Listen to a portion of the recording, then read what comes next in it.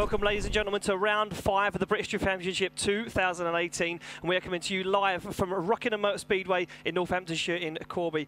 I'm joined by my good friend Eddie Power. Eddie, the final instalment for our Pro Championship today. And what an unbelievable, our Pro-Am competition. What an unbelievable start to the day we've had already in practice. Yeah, look, we've been watching some really interesting practice this morning already, Ian. And, you know, look, we're back where the 2018 season kicked off right here in Rockingham. For the final time ever, this will be the last drift event we're ever going to see on this circuit.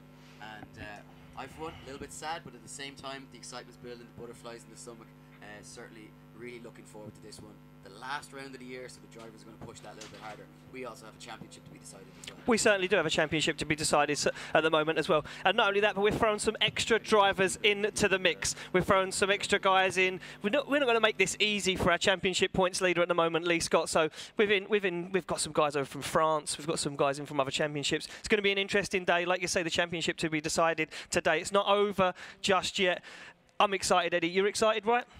Well, look, obviously I wouldn't be here if I wasn't. You know, I've made the long trip over, you know, a 12-hour flight just to be here. But, yeah, really, really excited to see this. This has been a really interesting season. And, you know, we saw the dominance from Lee Scott very early on. But in the last couple of rounds, you know, some mechanical difficulties. And he hasn't looked as invincible as he had looked at the start of the season. Some of those other drivers now starting to close that gap on him. And a few drivers still mathematically can win this championship. We're going to keep you up to date with how that progresses as the day goes on. But certainly some nervous drivers down in the pits when we walked down there earlier on, Ian. And these guys, you know, still feel like they have a chance of taking home a Pro-Am championship. And what would that mean to them going into next season? Also, to mention as well, a number of drivers still with an opportunity of climbing themselves into those top 3 spots. So a podium finish over the course of the actual season still up for grabs as well. So there's a lot still to be fought for here at this final round. And of course, could you be the hero to take a trophy home, the very last event that we have in Rockingham? That would be something special as well. It certainly could be. You know, well, listen, we last round, Three Sisters, we see Josh King take down Lee Scott. Like you say, he's not been looking that much on form earlier the first couple of runs we see in practice. So could we see anything happen in the championship? Well, it's not to be decided just yet, but we are almost ready to rock and roll. We're going to hand over to our judges in just a second to see exactly what they're looking for qualifying, and we're going to head over to our head judge, Dave Egan, today. He's also joined by Ryan Pothecary and Kieran Hines. Dave Egan, what exactly are you looking for in qualifying today? Thanks, guys, and you're very welcome to Rockingham. Final round, we're hoping a lot of guys putting it on the line today. The track, we've adjusted it slightly from round 1. This is just place, we love it. It's great to watch, great to drive, and great to judge also. It's a real line-based circuit. You've got to get it right the whole way around, or other parts of the circuit are not going to work. We're going to talk you through all our decisions today, but let's talk a little bit about qualifying and how those guys are going to score a perfect 100. It's an interesting one because it's a straight shot from the start line, no chicane, a short run in, and you'll see those cones on the outside indicating 3, 2, and 1 just before the initiation point. And of course, we're trying to get drivers, you know, initiating early. And qualifying initiation is open, so it's clutch kick, handbrake, or weight transfer. And clutch kick and weight transfer are going to score higher here, but handbrake is okay. Slide the car through clipping zone 1, and then it's about dialing onto that outside line, keeping the throttle down as much as you can. He'll take you through 2. This is a natural a radius circle, so it's going to be quite easy for the guys to stay there. But we've in the last couple of years, we've watched a lot of guys drop wheels over that, and that's because it's hard to notice if you're on live stream, but here in attendance you'll see there's quite a drop in elevation there as they come down there, so it actually washes the car out. So that's something the guys are going to have to deal with here as they come through clipping zone 2. Then it's up the hill from 2 to 3, and lining yourself up nice and early for a nice wall run as you come through clipping zone 3. And this is a really critical part of the track as they go from clip 3 to clip 4. We want guys to stay late on 3 and sort of transition back as they get to the edge of the circuit, not maybe a meter off the edge of the circuit, which gives them that perfect radius line again to start building up the momentum as they come by the clipping zone at 4. And it's full throttle down the hill all the way towards clipping zone 5. This is a part of this, of course, we've changed from round 1. It's a much wider arc here, and it's also a lot faster, so we shouldn't see some of those slowing up issues we watched at round 1. They power through sort of on a mid-line and get to the edge of the circuit early just before the clipping zone 6, which will again give them another nice wall run. Then again, a very important transition that you get across early. The 7, set yourself up nicely, and it's full throttle through clipping zone 7, running the wall at clipping zone 8, and across the finish line. We're looking for a lot of fluidity here. There's only 2 deceleration zones, 2 parts of the track where we should see these guys actually slow down whatsoever on the handbrake. That is clipping zone 1 and just after clipping zone 5. After that, they should be pretty fluid, pretty snappy, not on the handbrake through certain transitions, full throttle as much as they can. Lots of angle, lots of smoke, and lots of entertainment. Of course, we're going to mark a little bit for that impact as well, or those higher difficulty levels. And these guys have looked very strong in practice. I'm expecting a very strong Pro-Am qualifying session here, and we're looking forward to it. Thanks, David. So there you go. That's exactly how you score the perfect 100-point qualifying run. But there also is some more criteria to go with what Dave said. We're going to bring it up the screen for you watching at home, and I'm going to read it out to you for the guys in attendance. Each driver will complete 2 non-consecutive scored runs. The highest score after both runs will count as driver's final score. Each run is scored out of a maximum of 100 by our 3 judges. The average score from all 3 judges will count as a driver's run score. Drivers will be deducted points for momentary loss of drift, understeer, incorrect line, dropping 1 to 3 wheels off the designated circuit, significant contact. Drivers will be rewarded for extreme entry, increased speed, fluidity, snappy transitions, correct judging line, precision, proximity to the outer clipping zones. Drivers will be scored a 0 for complete loss of drift, spinning out, dropping 4 wheels, extreme understeer, driving a section of the course. So it seems easy, Eddie, and with the power of technology, we're going to give it to you exactly how it's going to be done in the virtual world. Yes, exactly. Yeah, so take a look at this.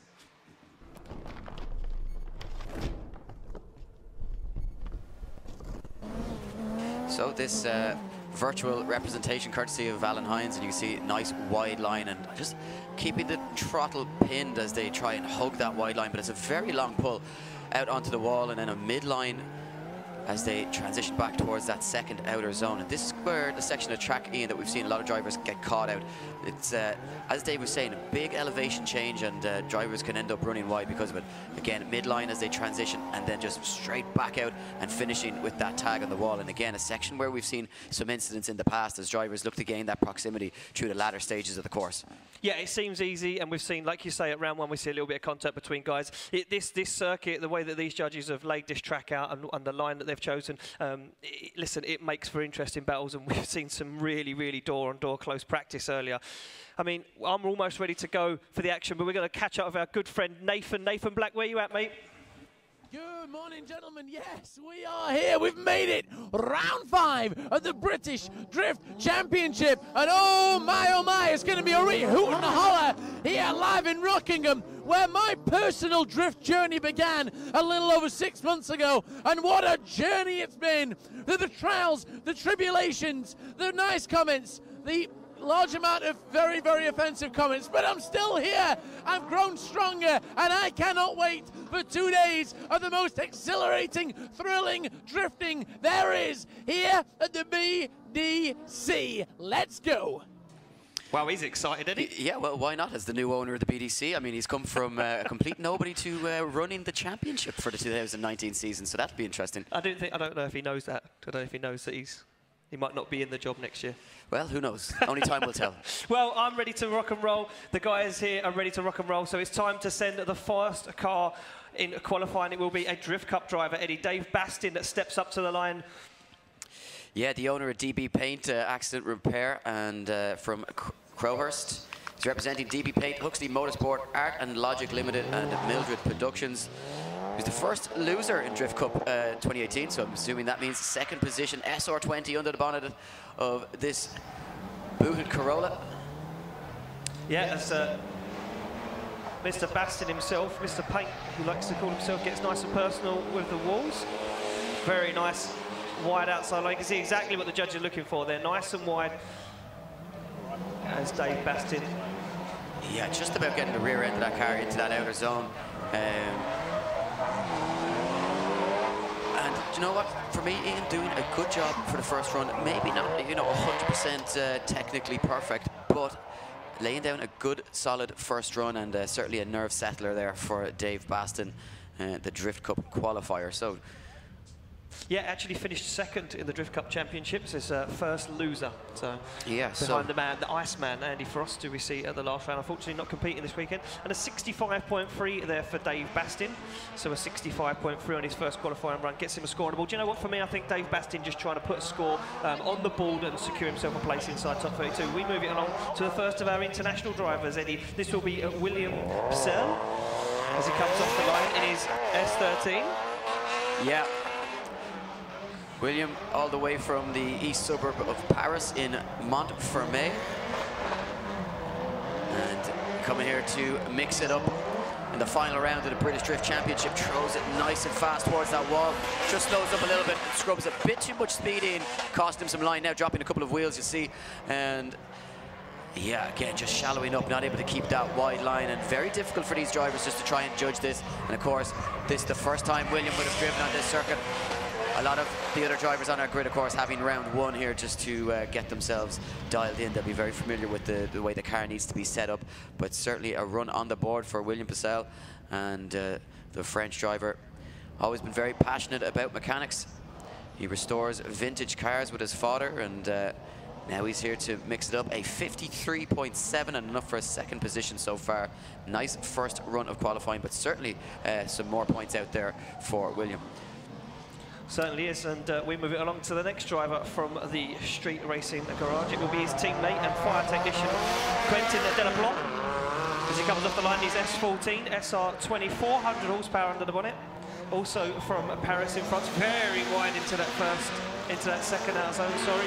He transitions back. Yeah, doing a nice job getting this street racing garage red line or Zeknova tire S14 around the circuit. Just again, getting a little bit deeper than what we've seen in either drivers. Can he keep it wide for that wall clipping zone? Certainly can. And now through the final stages of the circuit, and Quentin Delaplanque just missing that final zone in, and gets the car across the line. He awaits now the judges' scores. Will it be enough to outdo the 65.3 laid down by Dave Bastin?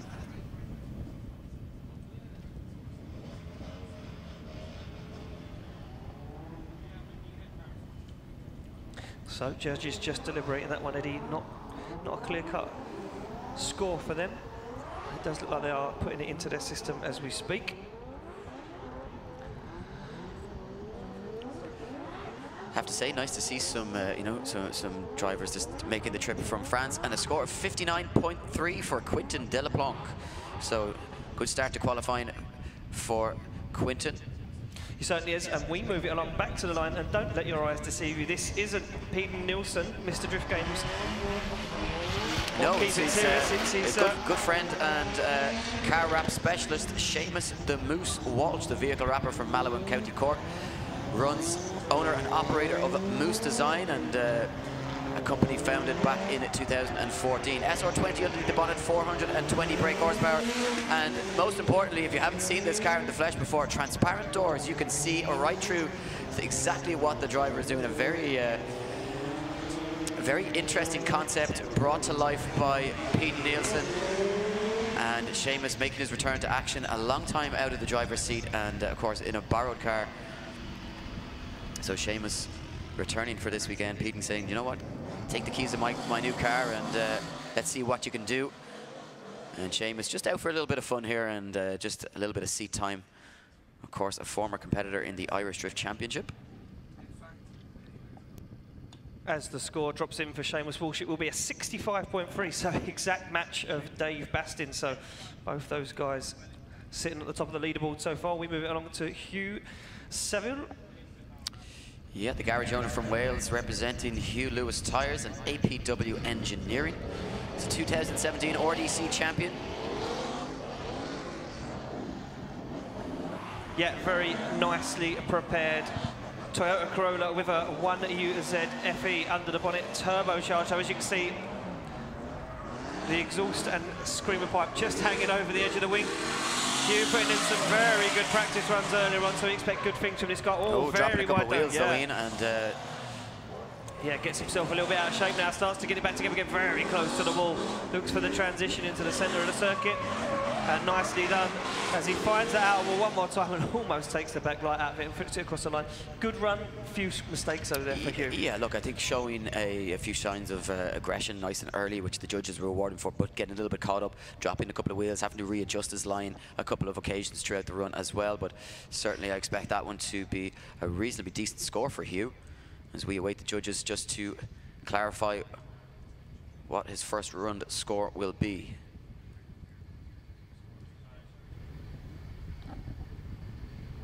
So as we await Kieran Hines to get used to the, still trying to get comfortable using this new technology that we've given him. Of course, he is it's only been a year. A little bit old. Oh, look at this, a 68.3, enough for a first position. Worth mentioning, of course, we are running in reverse championship order. Any visiting drivers or the lower down drivers in the championship will be out first. Now, Robin Neeson sits on the line. Had some problems with a wheel bolt earlier on. Couldn't get a wheel off the car, but looks to have got that sorted and out on circuit again, going very, very deep, just managing to keep those wheels within the white confines of the circuit. And Robin Neeson in this monstrous 2JZ, 850 brake horsepower. It's a 3.4 Brian Crower stroked 2J, and this thing's broken a few dynos in its day, Ian. Yeah, this thing is an absolute animal, and when Robin gets it on stop, this thing makes clouds on a sunny day as he takes it to the wall. Robin Neeson, you could tell how much power it's got. You can see he's adjusted the setup just to make it a little bit easier to drive today in qualifying. You can see him pedaling the car. Makes it way around though, not the cleanest of runs we've seen from Robin, but like you say, limited practice, struggling to get wheels off the car with a broken wheel bolt. So we'll wait for Robin's score to drop in.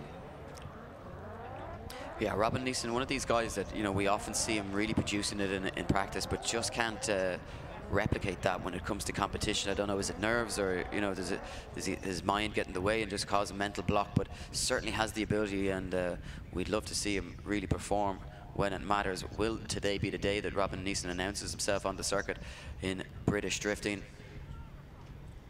And a 69.7, not a bad way to start, enough for first position so far, but yet to see anybody break into those 70s.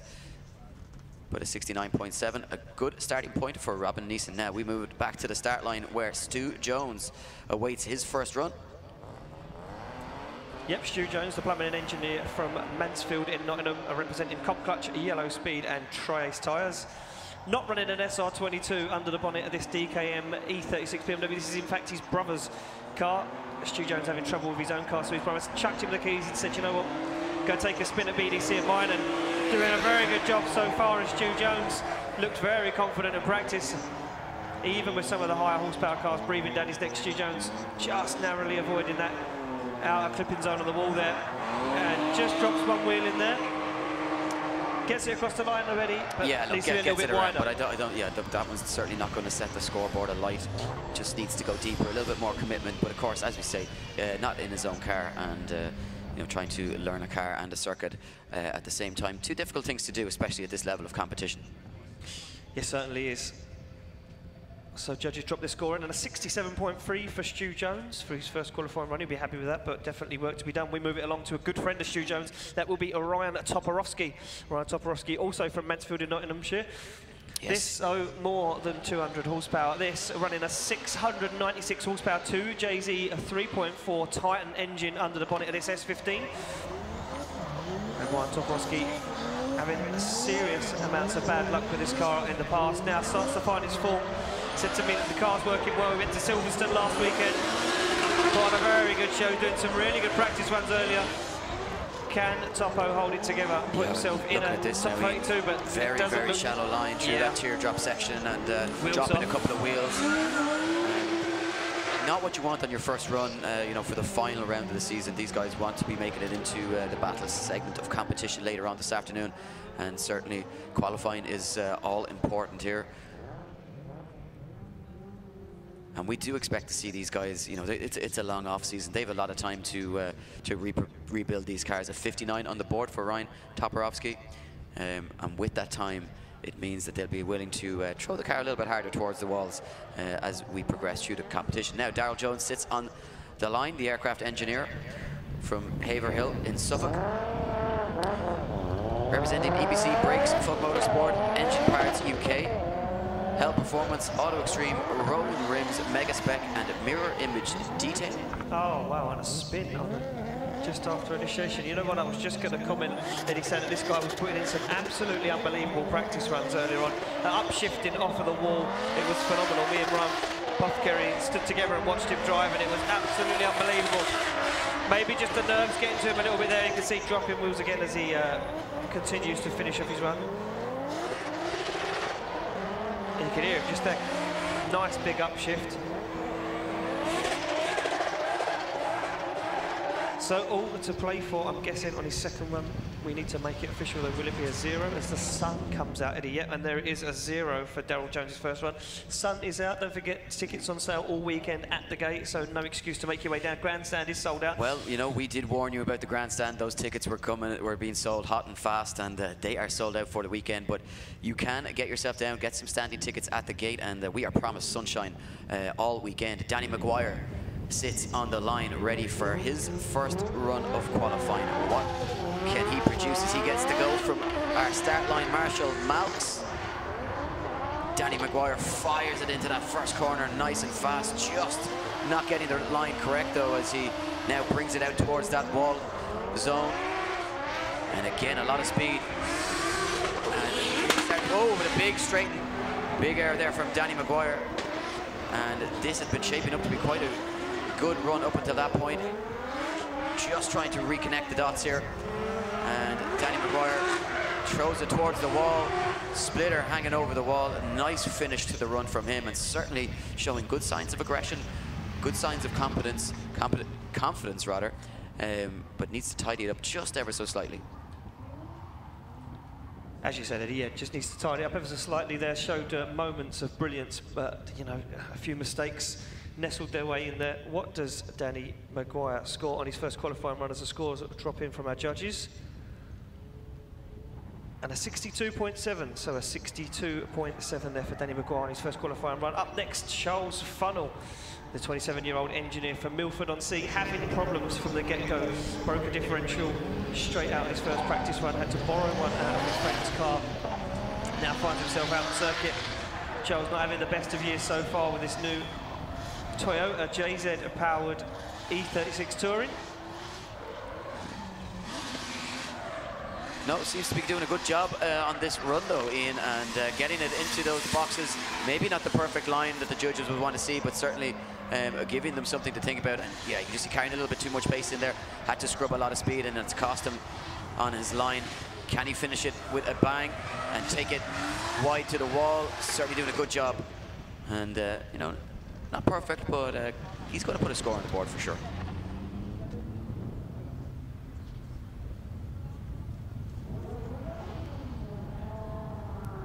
Judges' scores just dropping in now for Charles Funnell's first qualifying run of the day.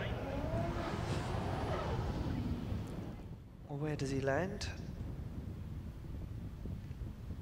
And a 58. A 58 puts him in 9th position. That's a very low score, so he's going to have to really work hard to get that up there. Judges saying earlier they're looking for guys in the top 32 to be scoring at least low 70s, you know, to make their way into competition. So hard task on his hands there. Matt Fountain sits on the line up next to the 3D printer and engineer from Hyatt Wickham in this huge Toyota Sora.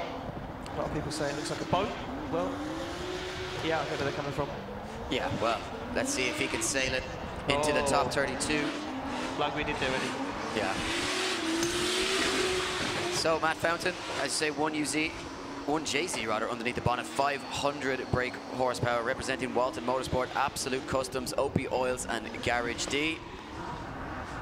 And Matt Fountain, for me, doing a good job, just misses out on that outer zone at the end, Ian. Just going to say that was a very, very good run, very good technical run, but just at the end there, just shied away from the wall, could have pushed a little bit harder. Easy for us to say, Eddie, we're sitting up here in the tower, not behind the steering wheel of his 30-grand race car, but yeah, closer to the wall would have been, you know what, a very good score. Yeah, you got to take on board as well that this is a very heavy, heavy car as well, a very heavy chassis, single turbo conversion, a 65 on the board for Matt Fountain, but hard to, you know, keep that that pace in the car when it weighs so much. You got to remember coming back up a hill towards that final clipping zone as well. So Lisa Branch sits on the line, wave to the camera crew, wave to the crowd, and Lisa Branch getting ready for her first run of qualifying. The accountant from London, representing MB Automotive, EMP Performance, Night Racer, Meister Orr, and Garage JB. Oh, and big understeer. Huge amounts of understeer for Lisa Branch. Takes her clean off circuit. So yeah, and that right there is a long way off circuit. So Lisa, unfortunately, getting it all wrong. But we saw some really impressive stuff from her at the Three Sisters circuit at round 4. Certainly very capable.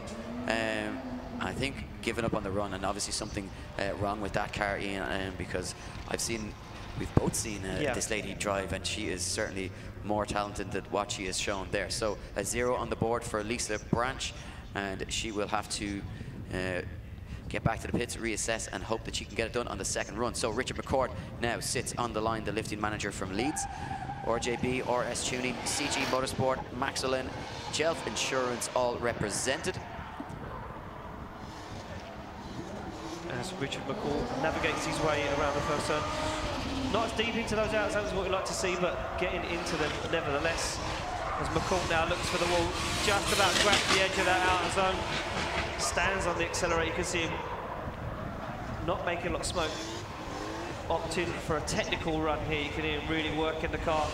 Gets it into the final few outer zones, very nice and deep, just backs out of it, puts it to the wall though, and takes it across the line. And Richard McCall doing a very good technical line. Yeah, look, a very technical line. It's worth noting that, you know, this car pretty much stock, and you know, some very basic modifications, own developments, turbo, as new injector, steel head gasket, etc. And you know, nothing over, it's not overly engineered by any means, and doing a good job getting around. 62.7, enough for 7th position.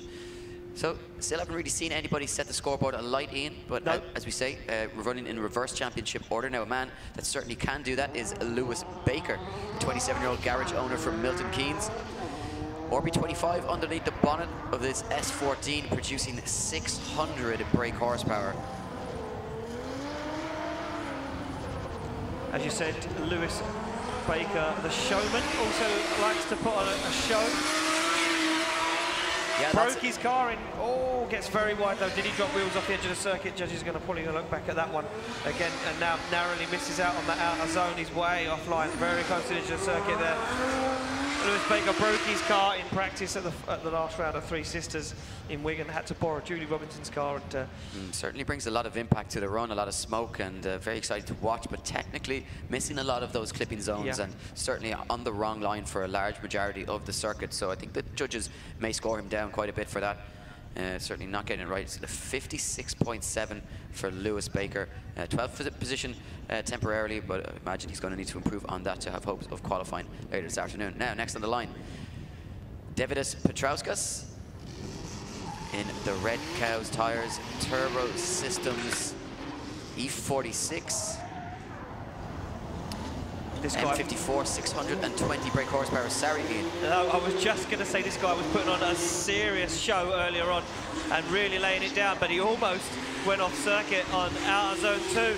I nearly gave him a touch of the commentator's curse, and again dropping wheels. A lot of drivers taking the outside line. They're cutting across the circuit. It's not the line the judges wanted to see. Cutting across the apex of that outer turn. And Davidas kind of backs out of it as he gets towards the wall run. No one yet really stayed into it, stuck the car on the wall, and really pedalled the car across the finish line.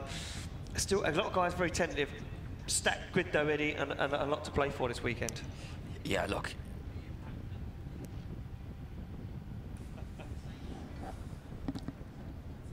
I get it. Yeah, I get it. I get it. Okay. So, there you go. Davidas Petrauskas. That car built in Lithuania. He's living in Cavan, and he's here competing in the BDC. And a score of 62.7 for him on the board. And not a bad way to start off his qualifying campaign. Now we move it to the line to a lady in a borrowed car this weekend, Tessa Whittock, the business development manager from Worcestershire, representing Driftworks. And of course the other half of Martin Richards. And also, a note, this isn't obviously Tessa's usual mode of transport, and this is indeed Phil Morrison's very own S15 practice car. And Tessa shipping her car off to South Africa to compete in Gymkhana Grid later on this year. Phil Morrison again threw the keys up in the air and said, you know what, Tess, take a drive. Had a bit of a problem earlier, had a little electrical fault. It upsets me that something that looks so good could be considered to be a practice car. Well, if you've seen the array of vehicles that Phil Morrison has, then... And I have. I cry every time I see it. But not a bad run from Tessa Widdock, and a 66 on the board.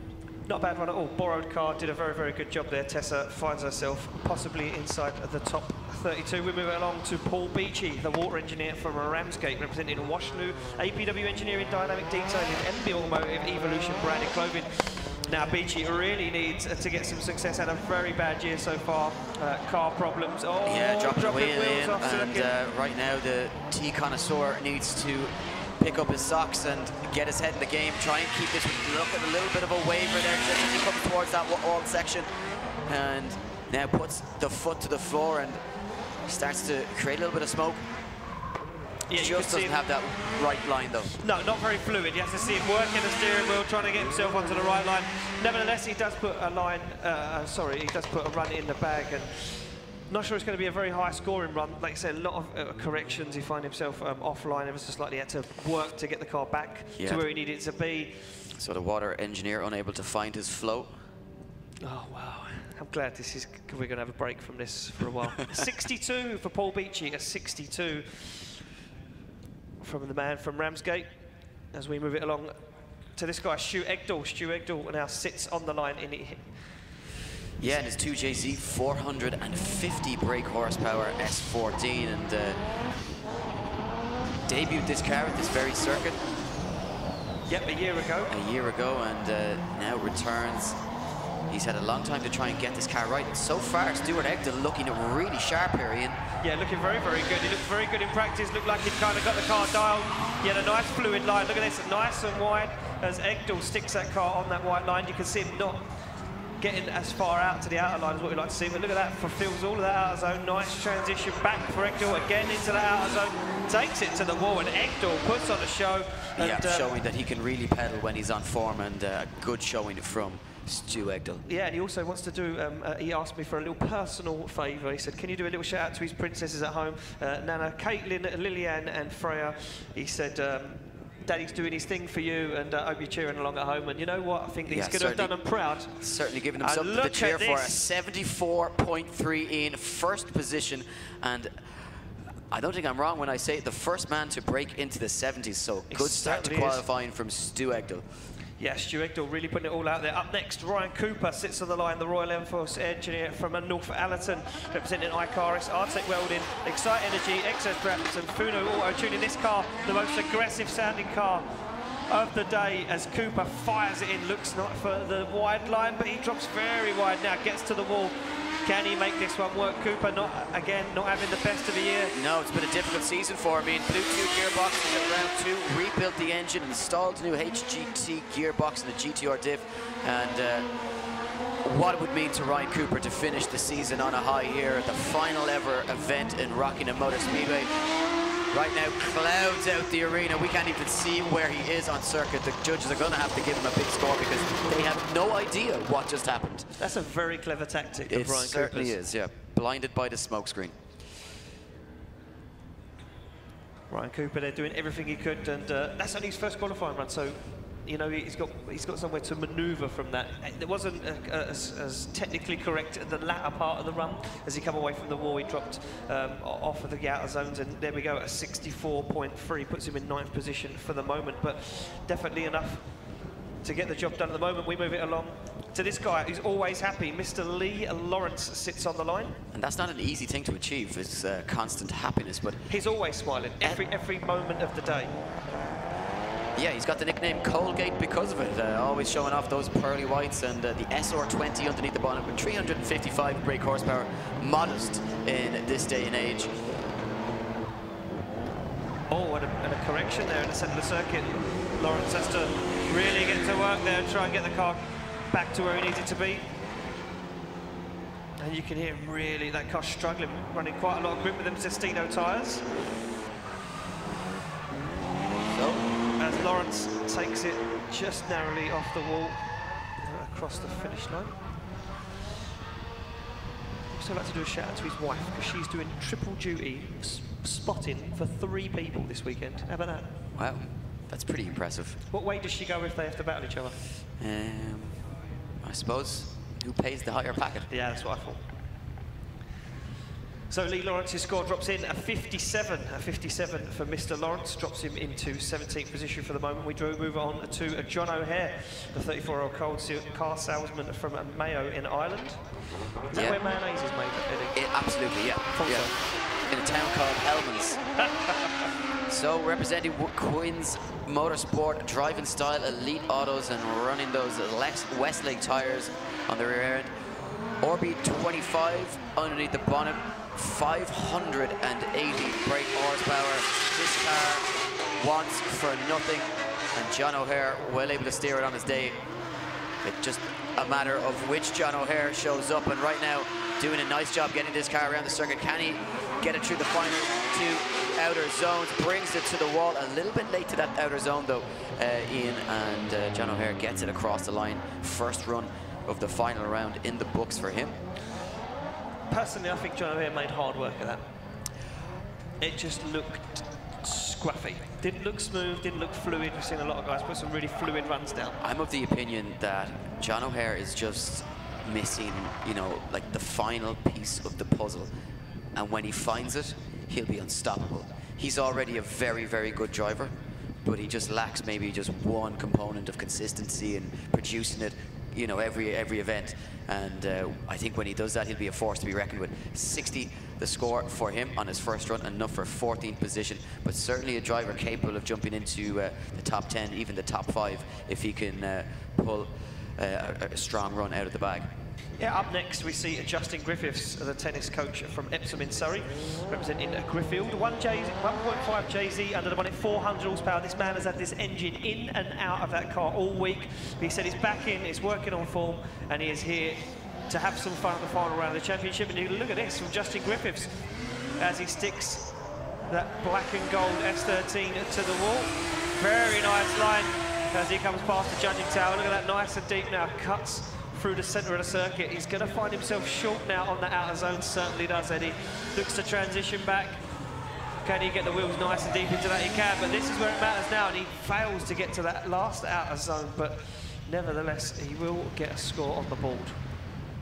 Yeah, one thing to note as well, just watching these runs in, is because this track essentially, you know, comes back on itself, a lot of the smoke that these guys create through the first half of the circuit, they then have to battle that on their way back, so it can hamper their vision, and that's why you might see some guys maybe not get the perfect line through the final sections of the run, because they're combating the smoke that they've laid down. So interesting. They created their own destiny there, already. Exactly, yes. So Justin Griffiths awaits his score. Yeah, judges just talking about that one. Not sure.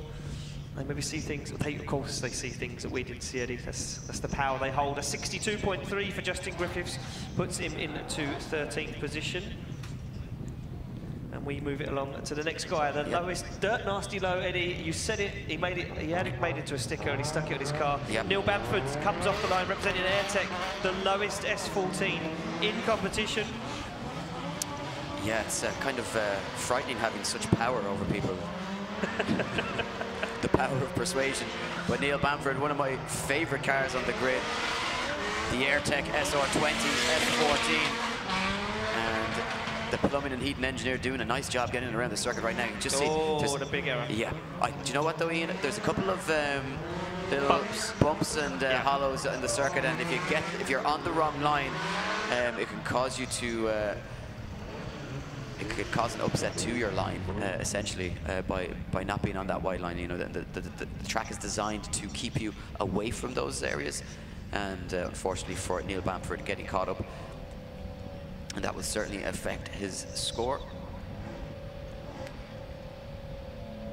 It certainly will, but it drops in with a 47.3, so yeah, 22nd position at the moment for Neil Bamford. Work to be done. We move it along. Martin Cowley in now. This guy was looking on form in practice. The 25-year-old machinist from Rushton, representing himself. Machines parts for Formula 1 cars, Eddie, not your average everyday job. And look at the initiation Dare I from say it, Cowley. pushing harder than anybody in the chase position in practice this morning, really giving it his all. And now it's time to replicate that. Looks very fast through this section of the circuit.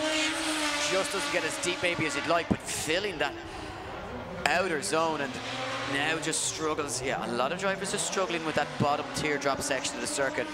And I think that's what's hampering some of the scores and why we haven't seen... Oh, but it's straightened just at the end, Ian.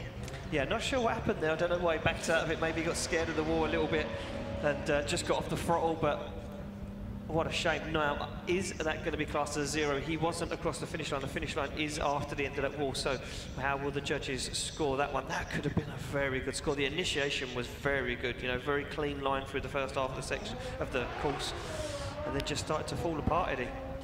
Yeah, just looking, obviously if you're here in attendance you can see it yourself, but on your monitors at home, the backdrop and the stadium around the circuit here in Rockingham, and sad to think that this will no longer be available to use. Be available for use, and that backdrop will soon be destroyed and redundant. Yeah, demolished, and whatever their plans are, certainly not as cool as a racetrack.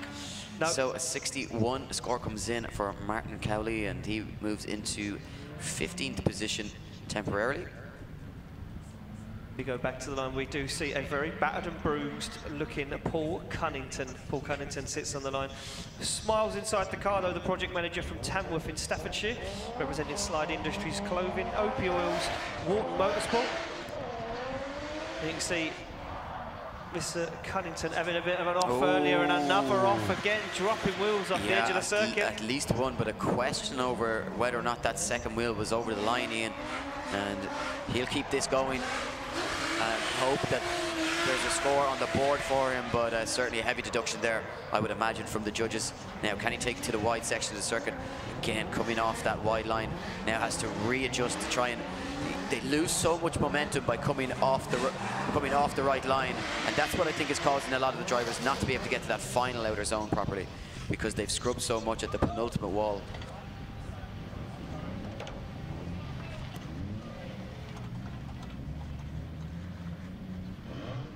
We await the score to drop in for Paul Cunnington. Judges, I could hear one wheel off here, a mistake there. Not as clean as what it looked, Eddie. Not as clean from the outside as what we would assume it is. Yeah, and look, it's hard to be perfect all the way around, but look, still worthy of a good score, 67.7, and judges rewarding that aggression. 4th position for Paul Cunnington. We move it along to the next driver on the grid, and it will be the second of our female drivers, Kirsty Widrington. The third. Sorry, the third. Well, second at the moment. Third? Lisa Branch. Sorry. Tessa Whittock. Kirsty Widrington. Come on, Ian. I know it's early. I know it's early. It's early. It's been a long break. But we are with Kirsty Widrington at the moment as she pedals, her SR20 powered PF13.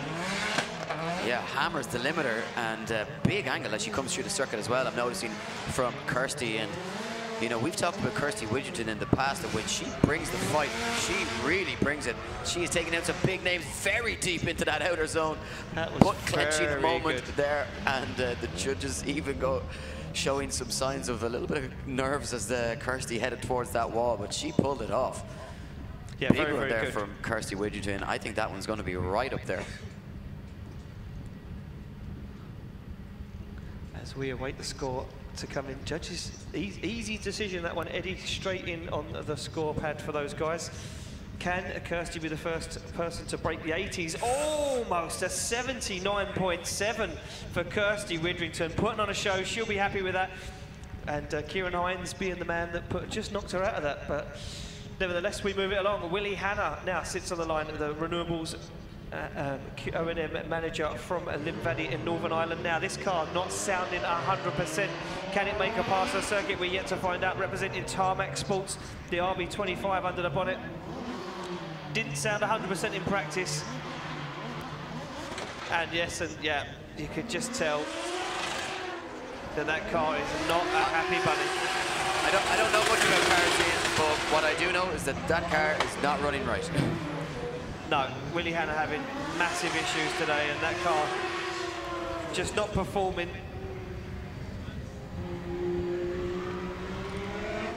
And potentially a drop in oil on the circuit, so we are going to quickly check that one out as we stop Willie Hanna at the edge of the circuit. That will be a 0, but we need to make it official.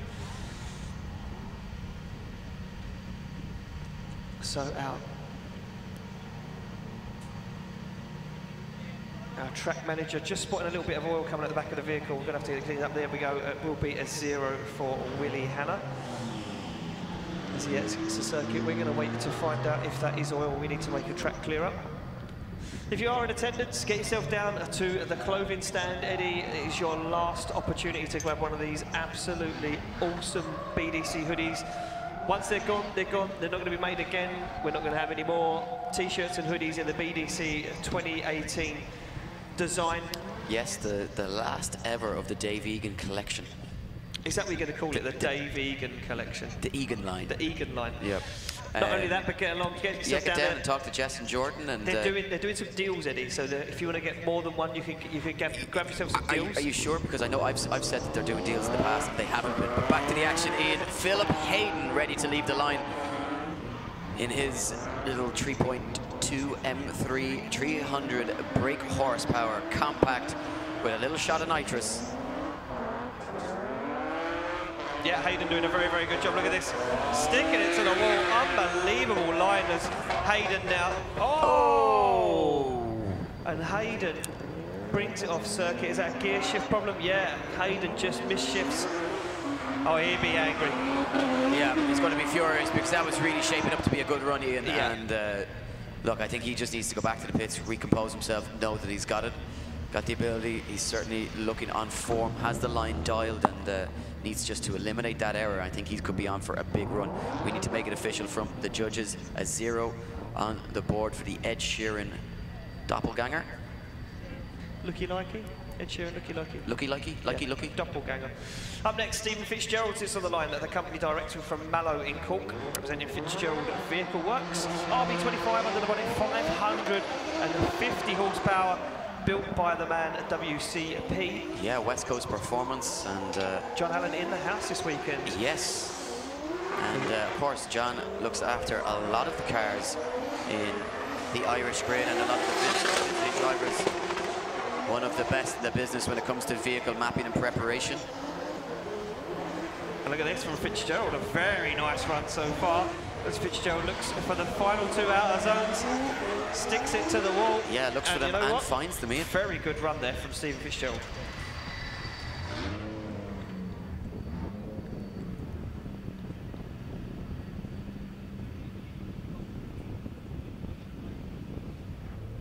So just over here in the judges, and it's just not going top. You pick out a few areas where he didn't just get things right, but a 75.7 jumps him into 2nd position. So we still wait that golden run that breaks into the 80s. Could we even see a 90s? We have some pretty talented drivers on the grid. Richard Dalby-Smith ready to leave the line in his 318 BMW. That's what he'd like you to think. That's what he'd like you to think. Normally we find Richard Dalby-Smith behind the steering wheel of his Nardo Grey S13. But unfortunately, Richard having problems with that car. So Mike Walton lent Richard his practice car under the bonnet of this little E36 compact. Is an M50, a 2.5 straight 6. And Mr. Dalby-Smith, not doing a bad job, says that it's not got much get up and go, but it's very easy to drive online. And look at this from Dalby-Smith as he puts in a very clinical run. I've seen so many guys drive this car in Drift Cup, BDC. Yeah, I've even seen it. I obviously don't get to go to Drift Cup, but certainly I've seen a lot of people behind the wheel of that car this year, and you know, who knows, maybe he'll lend it to me sometime. I want to see James Dean behind the wheel of it. A 64 for Richard Dalby-Smith, a 64. Some say that James Dean could win Formula D in that car. He probably could, yeah. I'm not going to deny it. Up next on the line, the Funk Motorsport sponsored car painter Oliver Bolton sits on the line from Essex, SR20 powered S13 at 400 horsepower. Yeah, so what has Oliver Bolton got? Well, looking good so far as he hugs that wide line, fills those two outer zones. Now, can he make the transition back onto the wall? Looks like he's carrying a lot of pace. Yes, nice line from Oliver Bolton as he puts the foot down in that Funk Motorsport 180 SX. This is very good from Bolton so far. Very collected at the first half of the run. Not a lot of smoke, but then he stepped it up a little bit. Poured out the smoke and put in a very technical run, very fast. Nice and deep into those outer zones as Bolton takes it across the line. Very good run.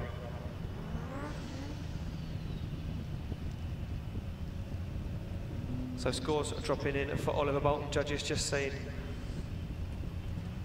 how close was he off the wall? Was he on the right line? Just discussing the run. Breaking it down, Eddie. That's what they like to say when they break the run down. Yeah. It's the only thing we want to see breaking down today is the run and not the cars. Not the cars.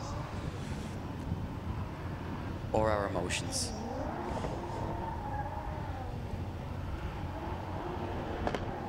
So scores dropping in for our judges. Looks like they've made their decision. And what's it going to be for Oliver Bolton? An 80.3 for Oliver Bolton, as he's the first person to jump inside the 80s, and he claims a top spot so far in qualifying. We move it along. Ian Rutherford sits on the line in that supercharged 4.4 litre V8 S13. All the way from Newcastle, representing Tarmac Sports and Standard Security. Ian Rutherford doing a nice job so far. As he stands on the accelerator, transitions through the centre of the circuit now, looks for that outer zone on the wall, just about catches the edge of it, but he finds himself in the middle of the track now. He's going to have to work really hard to get back on the right line and out into that outer zone. You just see just catches the edge of it, transitions back, two more zones to go, nice and deep into that one, and just gets the edge of that one as he crosses the line. Pretty good run there for Ian Rutherford. Yes, certainly not bad, and joining the dots nicely. Just getting a little bit out of position here and there, and as you say, Ian having to just really work the steering wheel to get that car back onto the correct line. And however, not a bad start, and Ian Rutherford scores a 66, which is enough for 9th position.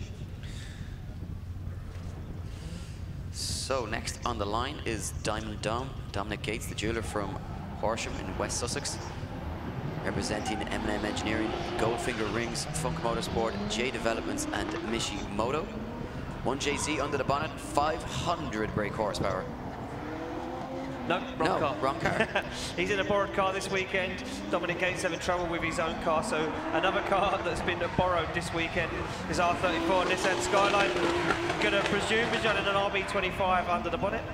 And Dominic struggling earlier in practice with this car in the first couple of runs, but looks like he's got it dialed now, and as he stands on the accelerator, the owner of this car is either jumping with excitement, Eddie, or covering their eyes, one of the two. Yeah, maybe just covering one eye and, you know, peeking.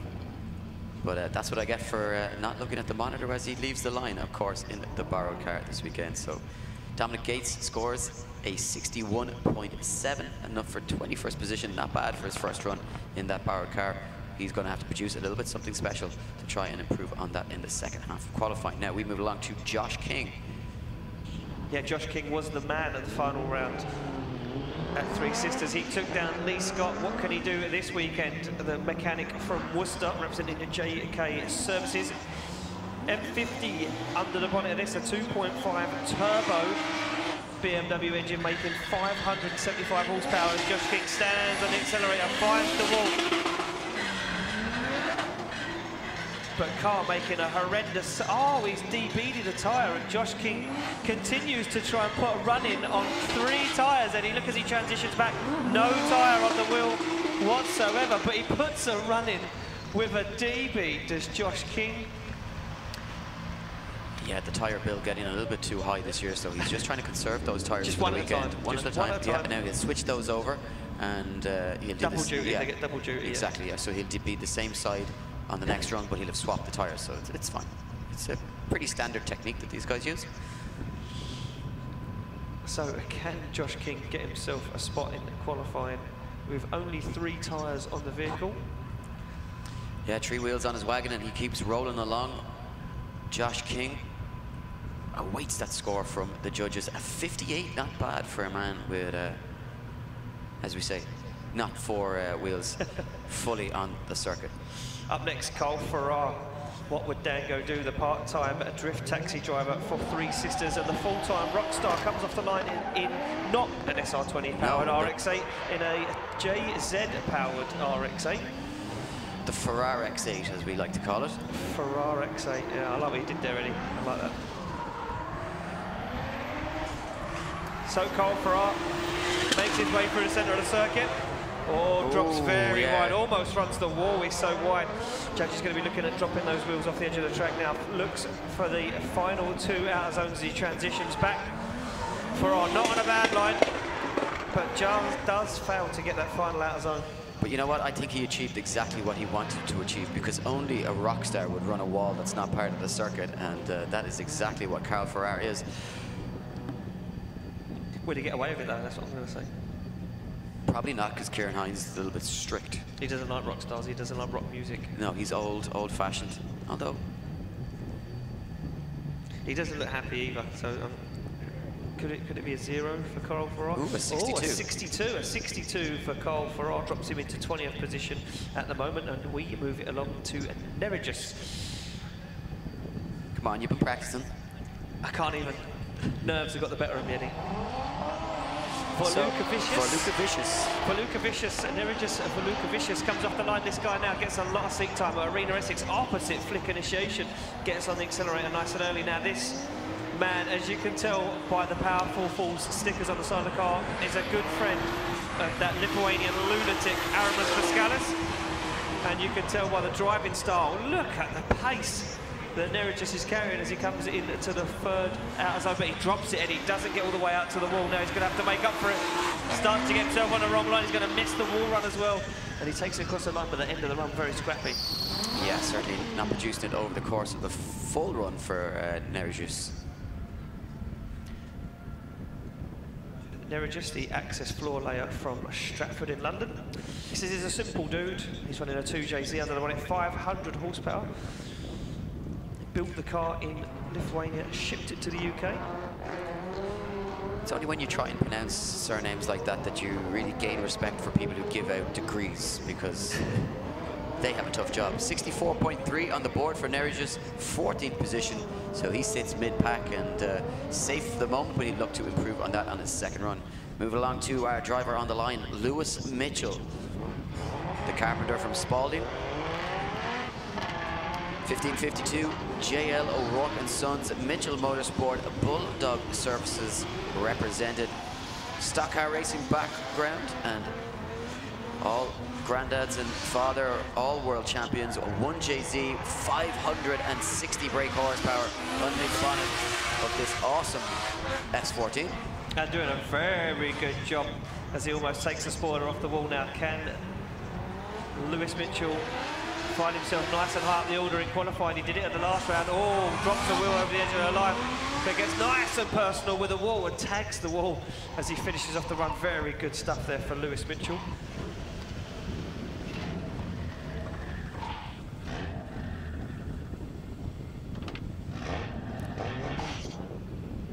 As you can see, our marshals racing each other to find out who will be the victor. Yeah, I mean, look, they treat these events as their opportunity to get some cardio done, and our head marshal, Mike, says, I bet you can't get there in 5.2 seconds, and they say challenge accepted. Lewis Mitchell scores a 70, not a bad run, getting nice and deep into that final zone, and a 5th position temporarily. Back on the line, we do see Alexis Drew. Alexis Drew, the junglist soldier. Yeah, fighting to keep the jungle alive. All the way from London in it, which isn't really that far away. Yeah, it's not that far away, really, no. So, representing Go Tree Pro, 2JZ 666 devil horsepower is underneath the bonnet. As Alexis Drew stands on the accelerator, unleashes all of them, Eddie. Nice line through there, gets nice and deep into the outer zone. Transitions back. Alexis looking very good in practice earlier on as he finishes up his 1st run. That's going to be a good score on the board for Alexis.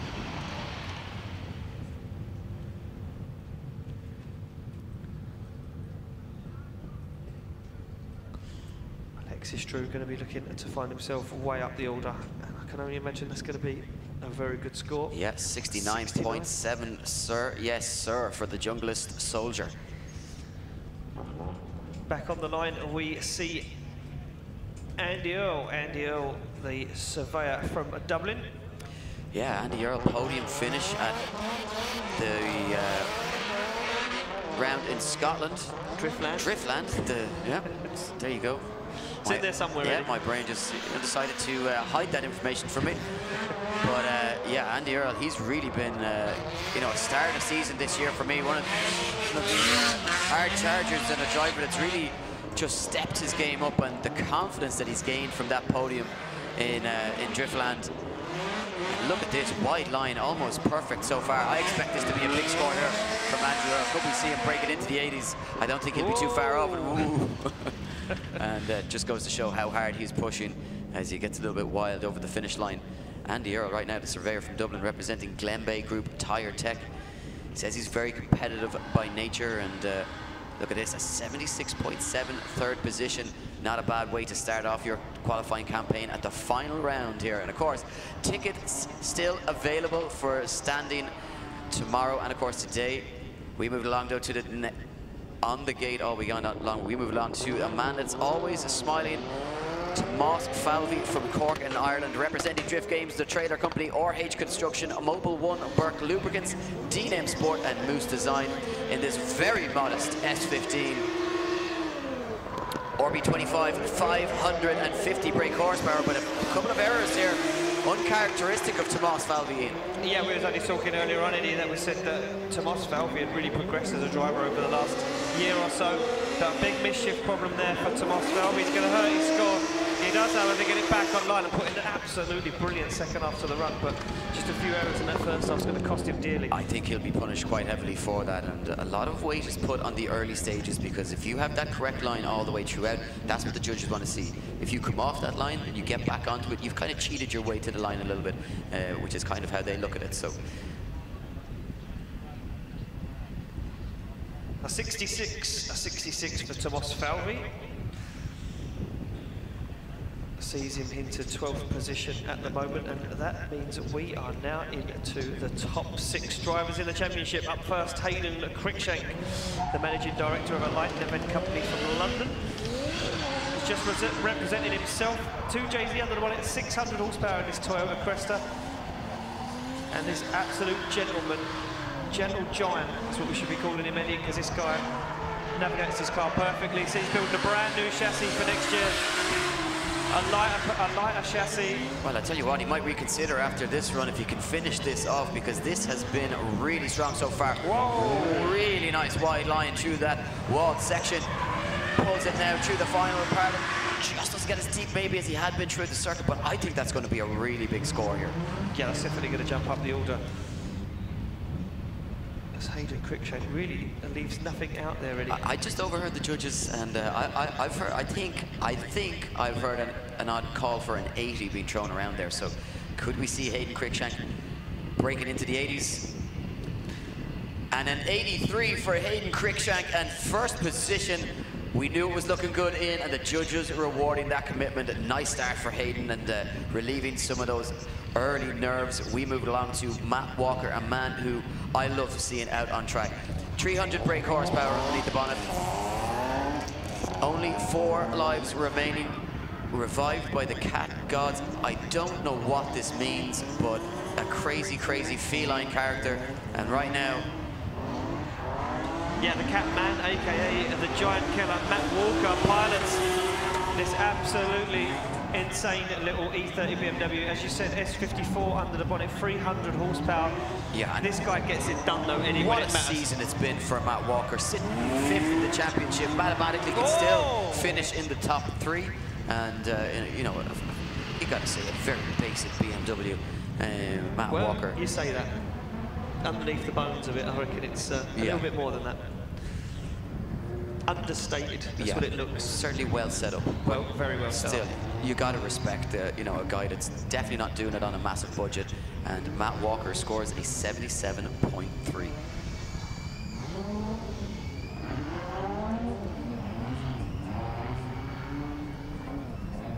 So sitting on the line, Alistair Sutton from Surrey. In another relatively underpowered BMW M52 2.8, 200 brake horsepower.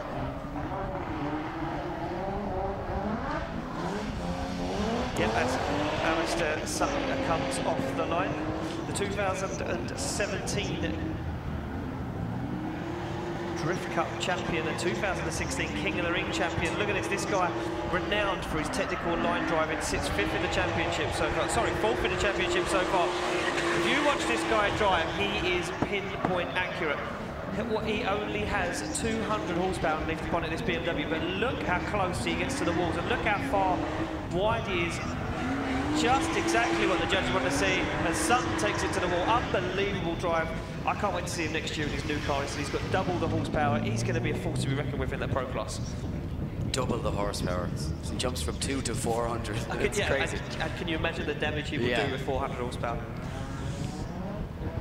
We await the score for Alistair Sutton to drop in. Look at that, 77.3 puts Sutton into 4th position at the moment. Tight scores with Matt Walker, interestingly enough, and of course both those drivers battling it out to try and get into those top 3 spots. But on the line, 71.3 for Matt Walker, apologies. But on the line, Ricky Lawrence, the winner of the last 2 rounds, and you got to say, a man that has got to be in there as a favourite here this weekend. Yeah, Ricky Lawrence really carrying some momentum as he moves through the championship. Now sits in 3rd place, the mechanic from Aberdeenshire, representing Driftland TV, RA Auto Services, and Shaw wraps just a 430 horsepower SR20 underneath for the bonnet of this 1V. Worth noting as well that he didn't score at round 1, so, and then at round 2 only managed 13 points. So he has got himself into 3rd position in the championship with 2 relatively, well, you got to say 2 very poor rounds. Yeah.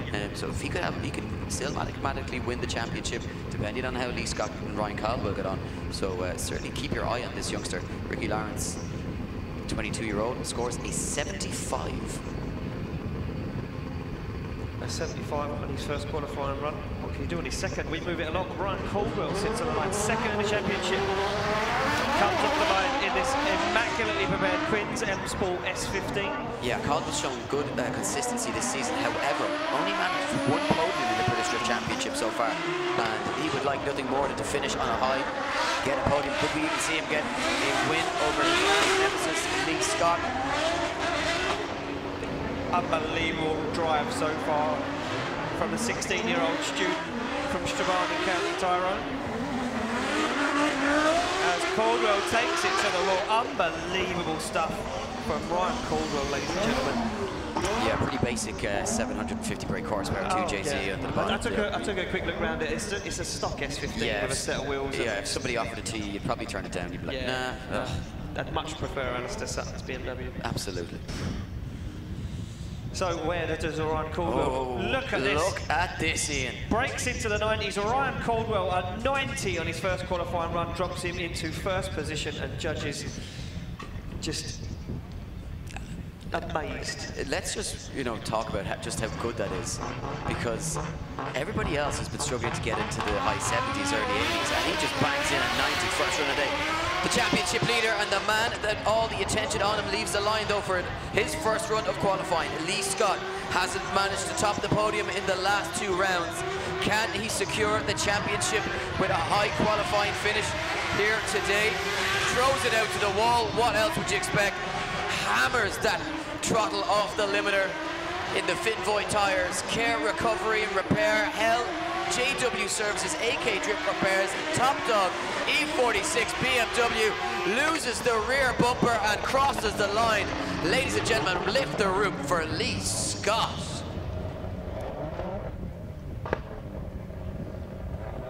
Average, Eddie, I'd say. Average. We have a song about him. We don't want to hear that. We don't want to hear that. So the judges sit back and just take in what they've just seen. Unbelievable stuff from Lee 50s Scott. or 60s, I'd imagine. Nah, it's going to be a little bit more than that. Where does Lee Scott drop in after his first qualifying run? A 92.3, and a 92.3 sees Lee Scott topping qualifying at the moment. Well, I mean, listen, it just goes to show you why Lee Scott is your current points leader and hanging on in there in first place in the championship with a first qualifying run like that, Eddie. Yeah, well, look, you got to remember, this is where it all started. His championship campaign started here back in March, where he won the first round of the British Drift Championship, and it's been non-stop from him since then. He's been flawless all year. But that completes the first half of our qualifying runs, and I believe our good friend Nathan is down in the pits and talking to, I think, Lee Scott, but we're about to find out. Nathan, it's over to you. You power, Ed. So we are down here in the pits with, oh, well, Mr. Caldwell was here. Caldwell! Ryan, where are you? All right, well, forget him, loser. He only got second place. I'm here with the man, top of the league, with a 92.3, Lee Scott. I'm probably not going to understand one single solitary word that's going to come out of his mouth, but hopefully some of you will at home. How are you feeling, Jelly Bean? Talk to me. Here, last round, we're going well out for it. Say, me and Ryan's going for the championship, so here, the battle's on. Ryan came second there in qualifying, so two's going out now and push hard and see what happens. Not a single word, but I'll tell you what, he's a fantastic drifting machine, a pleasure to watch. Shake my hand, young man, and let's take it home today. That's Lee Scott. Thanks, Nathan. I think Nathan happy with his performance there. Was that a boom? I think he. Yeah, I think he. It was like a mic drop moment there for Nathan. He's impressed with himself. That's all that matters. Yeah, look, it's all about ego for that juice head down there and. Juice head. Yeah. Oh, okay. I thought you was friends. Yeah, you know. On screen. The wrestling wannabe is. No, he's a nice guy. Yeah, he's a nice guy. So, I mean, listen, we talked about it earlier. Technically, Lee Scott, if he tops qualifying, could take the championship in qualifying, but mathematically needs to take his top 32 battle and win that and move through to top 16. Yeah, I think if he makes it to top 16 at that point, it's cemented. Yeah. Although it's hard to kind of calculate it based on qualifying, and it's easier just to say if he wins his top 32 battle, that is it. But we are back ready for the second half of qualifying. Dave Baston in this car formerly owned by David Garvey and then brought over to the BDC, and Dave now looking to start a new chapter in this car and give it a new history. 65 on the first run, taking it nice and wide to the wall here on the second run. This shaping up to be quite a good run. Full throttle, you can see using every last inch of the circuit, keeping it nice and wide. And Dave Baston, a driver who seems to be relatively comfortable on this circuit very early on, Ian. Certainly is. You know what, for me, a very, very good driver. Narrowly missed out on taking the Drift Cup Championship, finished in second place. Very good technical driver, such a nice guy. Look at that, jumps into 6th position with a 78.3 on his second qualifying run. I was just going to mention that to get yourself a place inside top 32 at the moment, as it stands right now, you need higher than a 62. Obviously, those scores are going to jump up the order. We move it along. William Searle sits on the line in that left-hand drive, S13, scored a 53.7 on his first qualifying run, so he's going to really need to pull his socks up now, Eddie, but he's very low down, and he completely misses the outer zone 2, finds outer zone 3, looks for the transition back, but he's in the middle of the circuit. It's not looking good for the Frenchman. No, struggling there and not really carrying a whole lot of angle either. I mean, look, that's the first time he's managed to get out to that wide line, and other than that, it's been a mid-line throughout. And I can't imagine, unfortunately for William, I think this could be the end of his weekend here, because that certainly won't be an improvement on his first score of 53.7. So a long commute from the east suburb of Paris to get here this weekend.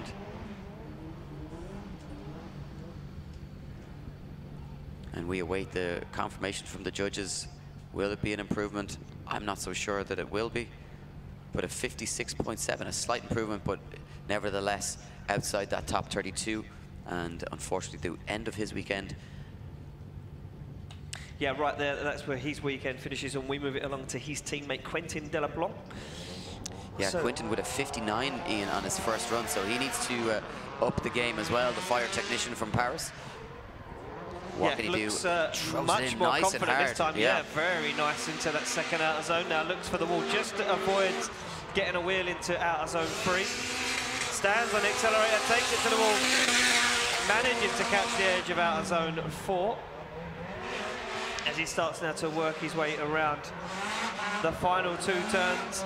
Looks like a much better run for the Frenchman this time, as he stands on the accelerator and takes it across the finish line.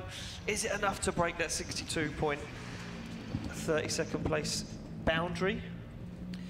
Yeah, well, look, I hope for his sake and for the team, it would be nice to have somebody to cheer on in the top 32 and, you know, give those guys a sense of accomplishment after making the trip from France. And there you see it, a 63, enough for 27th position for Quinton. So a nervous wait. Obviously, top 32 drivers qualifying into the battle segment of competition. Now, another man with some work to do, Seamus Walsh, sits on a 65.3, the vehicle wrapper from Mallow in County Cork. This car, of course, will be piloted by Pete Nielsen tomorrow in the pro competition. But right now, Seamus Walsh, a very capable driver. If you're unfamiliar with his accolades, a wealth of experience in the Irish Championship, and right now tearing it up here in Rockingham in the borrowed car from Mr. Keep Drifting Serious Pete Nielsen. Yeah, doing a very good job so far is Mr. Walsh. Absolutely unbelievable wall runs now. One more wall run left to go as Walsh looks for the wall, just gets it into the outer zone and does a very good job in that borrowed car. Yeah, and Nielsen would have been hiding behind his race gloves at that point. Yeah, but you know, Pete will be knowing that any damage that he does, that Seamus does to that, you know, wrap or design, Seamus can just fix that himself, and you know, a little bit of a freebie. But look at this, a 71.3, 12th position for Seamus Walsh. He'll be delighted with that for a car that he's never driven before. Yeah, that car doing double duty this weekend as we move it along to Hugh Gouen-Saville. Sits on the line, the Welshman, in this unbelievably nicely prepared Toyota V8 Turbo AE86. Yeah, this thing sounds absolutely awesome, and Hugh doing a good job in his first run, laid down a 68. Well, what can the garage owner do this time around as the drivers look to step it up for the second half of qualifying? They put in their safe runs. Now it's time to try and light up that scoreboard and get themselves into those higher qualifying positions. And right now, Hugh Saville nailing that outer line, bringing it right out to the wall. Just comes off though, shallows up and misses the final 2 sections. That should hurt the score. Nevertheless, putting in a good run overall, the driver from Wales. As you mentioned, Eddie, Hugh doing a very good job in the first half of the circuit. Just, I'm not sure what happened, washed offline massively, found himself in the middle of the circuit, completely missed that second to last outer zone, didn't get all the way out to the wall, finished off the run, but I'm not sure if he is going to top a 68. The judge is going to knock him down massively for that mistake. So scores are dropping in. Oh, and a 73 just about climbs himself up the order ever so slightly into 12th position for Hugh Saville. We keep it going, and the next guy on the line will be Robin Neeson. Robin Neeson in this crazy 850 horsepower Toyota Chaser. Yeah, the Fleet Cool refrigeration driver. What can he produce this time around? Put in a 69.7 on the first run, Ian, and this looks more like the Robin Neeson we've been accustomed to seeing. Exactly, lighten up those tires, shredding it as he takes it nice and wide to the wall, full throttle, but drops a couple of wheels. Yeah, wheels off the edge of the circuit. They almost run at the outside wall, the same as what Farrar did. Just about catches the edge of that second to last outer zone. And rotates. As Neeson just gets a little bit too... Yeah, I think maybe getting a little bit excited and trying to push really hard. I think he got a little bit of a rush of blood to the head, Eddie, as you would like to say. And just... But certainly good signs of what's to come, and he stays in 16th position. You have to say safe, I would imagine, for battles later on. Mid-pack score for Robin Neeson, and we look forward to seeing him back on track this afternoon. Now, next driver on the line in the borrowed car, Stu Jones. Yep, Stu Jones, the plumbing and heating and engineer from Mansfield in Nottingham, in that borrowed car from his brother, representing DKM and StuFab. Stu Jones comes off the line. Like I said earlier, very, very technical drive from Stu Jones in this car. I think that was one thing he set out to do was, you know, if he could nail the line without making big impact, he was going to score high. And he got himself a 67.3 in his first qualifying run. Now, can he top it? Makes his way down towards the wall. And now it starts to fall offline a little bit. Needed to let the car wash towards the wall. easy for me to say. I'm sitting up here in a comfortable chair, not piloting a drift car. Yeah. Because you're soft and you don't have to commit. Yeah. Stu Jones, nevertheless, does manage to find the wall and the last 2 outer zones, takes it across the line. Will it be enough to top of 67? I'm not sure.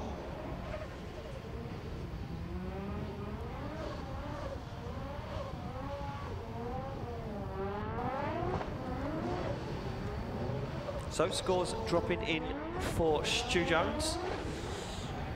And a 59.7, so doesn't better his first score, stays where he's in 19th position. And we move it along to his good friend and next door neighbour, shall we say, Ryan Toporowski. Topo, as he's known in the trade. The Beaver trainer. Hulk, yes. Don't make him angry, because you might like him when he's angry. So, and more gremlins surfacing for Ryan Toporowski, it appears. And you know what, Ian, what an unfortunate season it has been for this man. He's been laced with problem after problem. And just to struggle to get this car operating the way he wants it. But unfortunately, that is just how motorsport can go for these guys. And it can be a cruel, it can be a cruel mistress, Eddie. You know, and not a lot of reward this year for all of the effort that Ryan Toporowski has put in. 59 his first qualifying run. I'm going to say that the first one is going to be a very low score due to that huge straighten after initiation. And such a shame. Toporowski, like I say, put in a lot of effort, done some serious mileage, travelling backwards and forwards from the UK to Ireland to get guys working on the car over there. And like I say, big investment, that Titan 2JZ sequential gearbox. And 57.7 for Ryan Toporowski's second qualifying run, sees him in 37th position, so that is the end of the weekend for that young man. We move it along to this guy, Daryl Jones. He scored a 0 on his first qualifying run, the aircraft engineer from Haverhill in Suffolk, representing EPC Brinks, Funk Motorsport, Engine Parts UK, Hell Performance, Auto Extreme, Rolling Rims, a Mega Spec, and a Mirror Image Detail. Oh, and again, Daryl Jones starts to fall off circuit now. Can he hold it together? Just struggling with that initiation, finds himself into the middle of the circuit. It's not looking tidy, Eddie. No, he's got to really work hard now. Yeah, got to remember a 0 on that first run, so Daryl Jones needs to pull it out of the bag here, and not the way you want to start it with that pressure, and just hasn't been able to get comfortable on the circuit, Daryl Jones, and produce it when it matters. And I think this, unfortunately for him, could be the end of his season and the competition this weekend. So Daryl Jones completes the run. What will the judges score? The aircraft engineer waits nervously.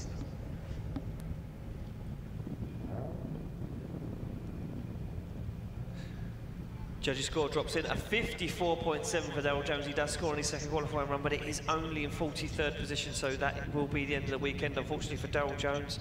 And we keep the action going. Danny Maguire now sits on the line. The gym owner from Wigan scored a 62.7 on his first qualifying run, so he finds himself just inside that top 32, but he needs to better the score. What can he do? Nice initiation from Maguire as he fires that car. Not as deep as we'd like to see in there in that second outer zone, but now starts to find the correct line. As Maguire stands back on the accelerator again, now looks to the wall, and he gets nice and wide. Maguire very deep, dropping one wheel over the edge of the circuit. Can he get into these three last outer zones? And it certainly looks like he can now. It looks for the final wall run of the day. Oh, what Danny a way Maguire. to finish it for Danny Maguire. Wow. It's starting to heat up a little bit here, Ian, and you know what? I'm excited because these guys, you know, you got to say, this is qualifying. We look at it as this is the less formality. Yeah, it's a formality. It's the less exciting part of the show. We like to get it out of the way. A 73 for Danny Maguire, the gym owner from Wigan. Wow, pulling it out of the bag when he needed to. Definitely did pull it all out of the bag. Charles Funnell now sits on the line. He needs to pull it all out of the bag. The engineer from Milford-on-Sea, a 58 on his first qualifying run. He really needs to make it happen. What can he do? Borrow differential in the back of this E36 Touring. 1 JZ under the bonnet, 430 horsepower. As Funnell now starts to look for the right line. Transitions in the centre of the circuit, looks to the wall and creates a perfect line. Comes around that final turn, but looking to create that perfect line in, but that is a lot more difficult to achieve than it sounds. And you know what, Charles Funnell doing a good job through the final sections, but maybe not as wide through some of the course as he'd like to be. I think that's what I was going to say as he come into that last wall run section. He just wasn't as wide as what we'd expect him to see there. So he kind of in the middle of the circuit. Judges wanted to see drivers very, very wide there. Is that going to affect his score? We're about to find out as the score drops in for Charles Funnell. It will be a 71. A 71 for Charles Funnell puts him into 16th position and definitely moved himself way up the order. Matt Fountain now sits on the line, 65 on his first qualifying run. 3D printer service engineer from High Wycombe, representing Walton Motorsport, Absolute Customs, Opie Oils and Garage D. Fires in that big HMS Sora, should we call it, Eddie? That's his new nickname. Yes. The HMS Sora. The HMS Sora, I like that. We need to crack a bottle of wine off it later on. You can do that, you can do that if you want. Maybe when he's not looking. Yeah, when no one's around. Very good job though so far from Matt Fountain. As you can see him pedaling that car, just slowing the car down to get nice and close to the wall. Good transition back. Oh! Beats wheels off track for Fountain. That's going to hurt his score. Gets to the wall. He says his favourite drivers are Formula Drift Pro 2 champion Kevin Lawrence and BDC pros Mike Walton and Lee Barker.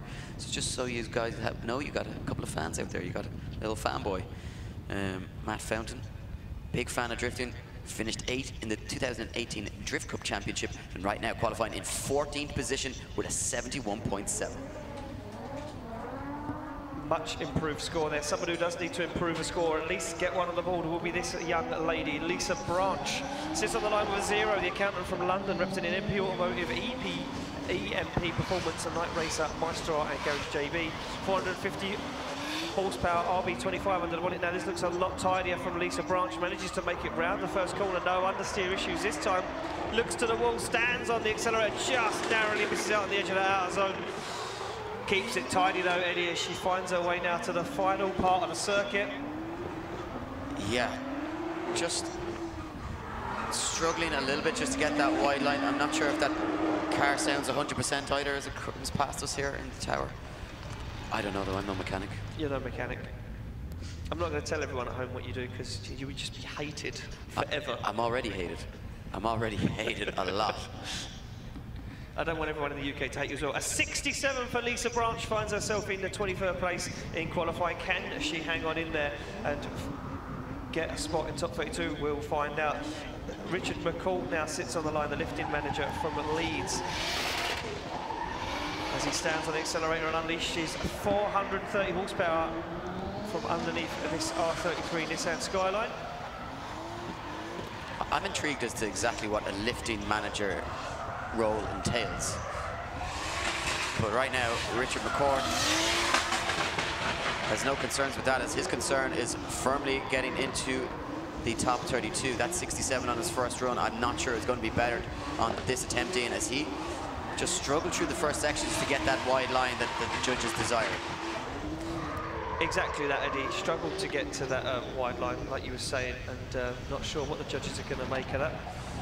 Is it enough to beat a 62.7? He's going to be very low down the order with that score if he doesn't.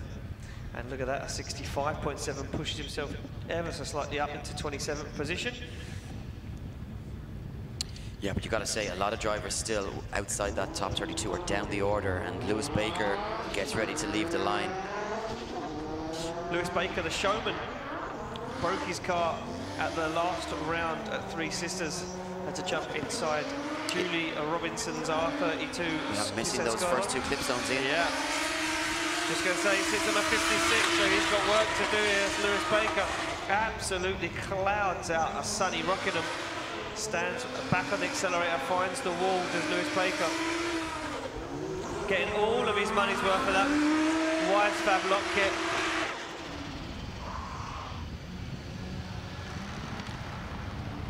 Yeah, nice finish to the run from Lewis Baker, but certainly didn't start off the way he would have wanted. And as you say, look, the sun comes out here. Who would have thought it? October, late October in England.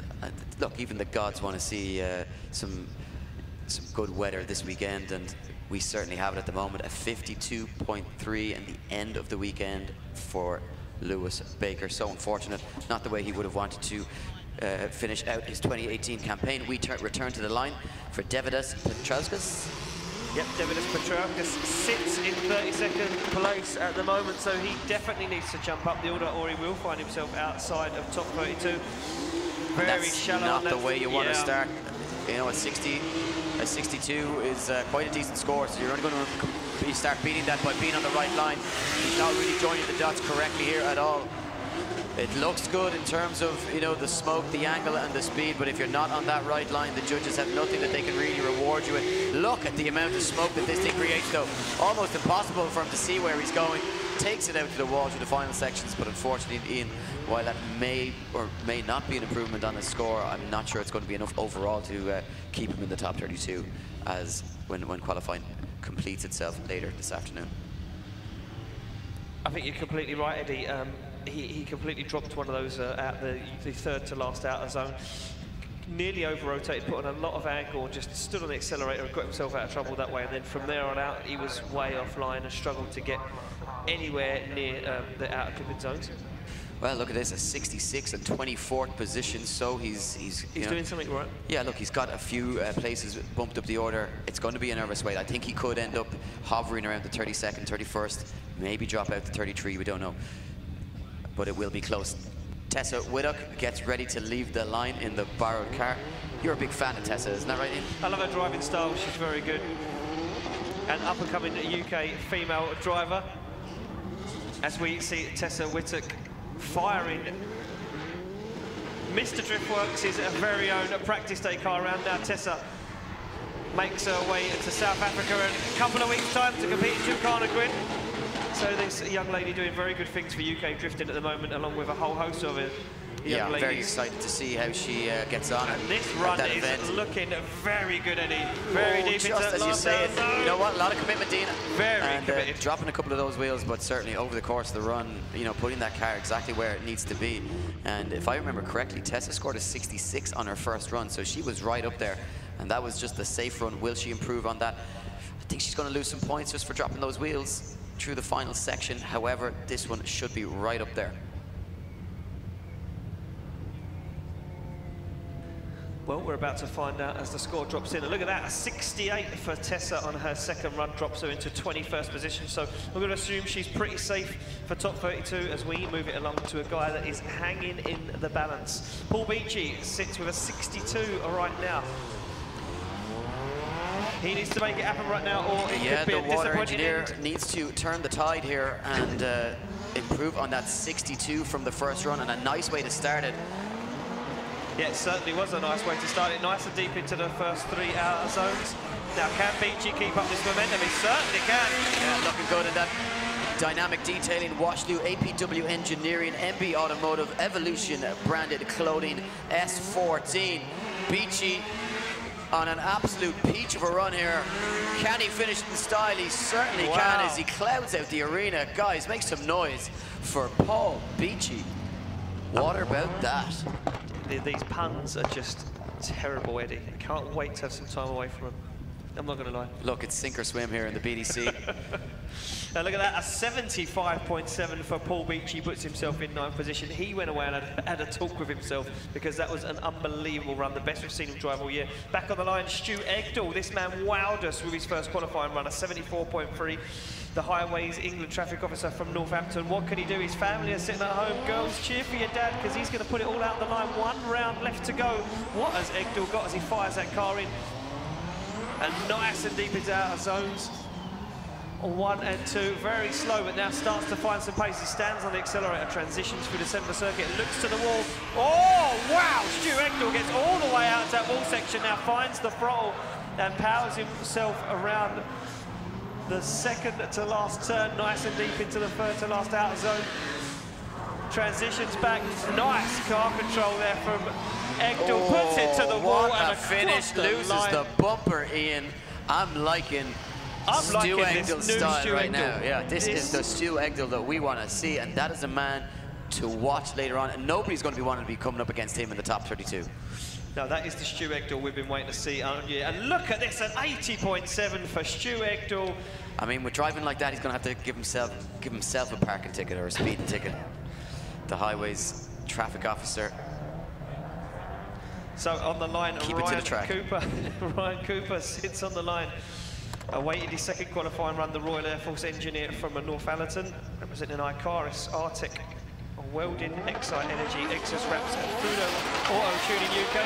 Comes off the line with some serious aggression, but misses that first outer zone. He's looking out of shape, drops wheels off the edge of the circuit. Now can Cooper make it work? Oh, wow, takes the car to the wall.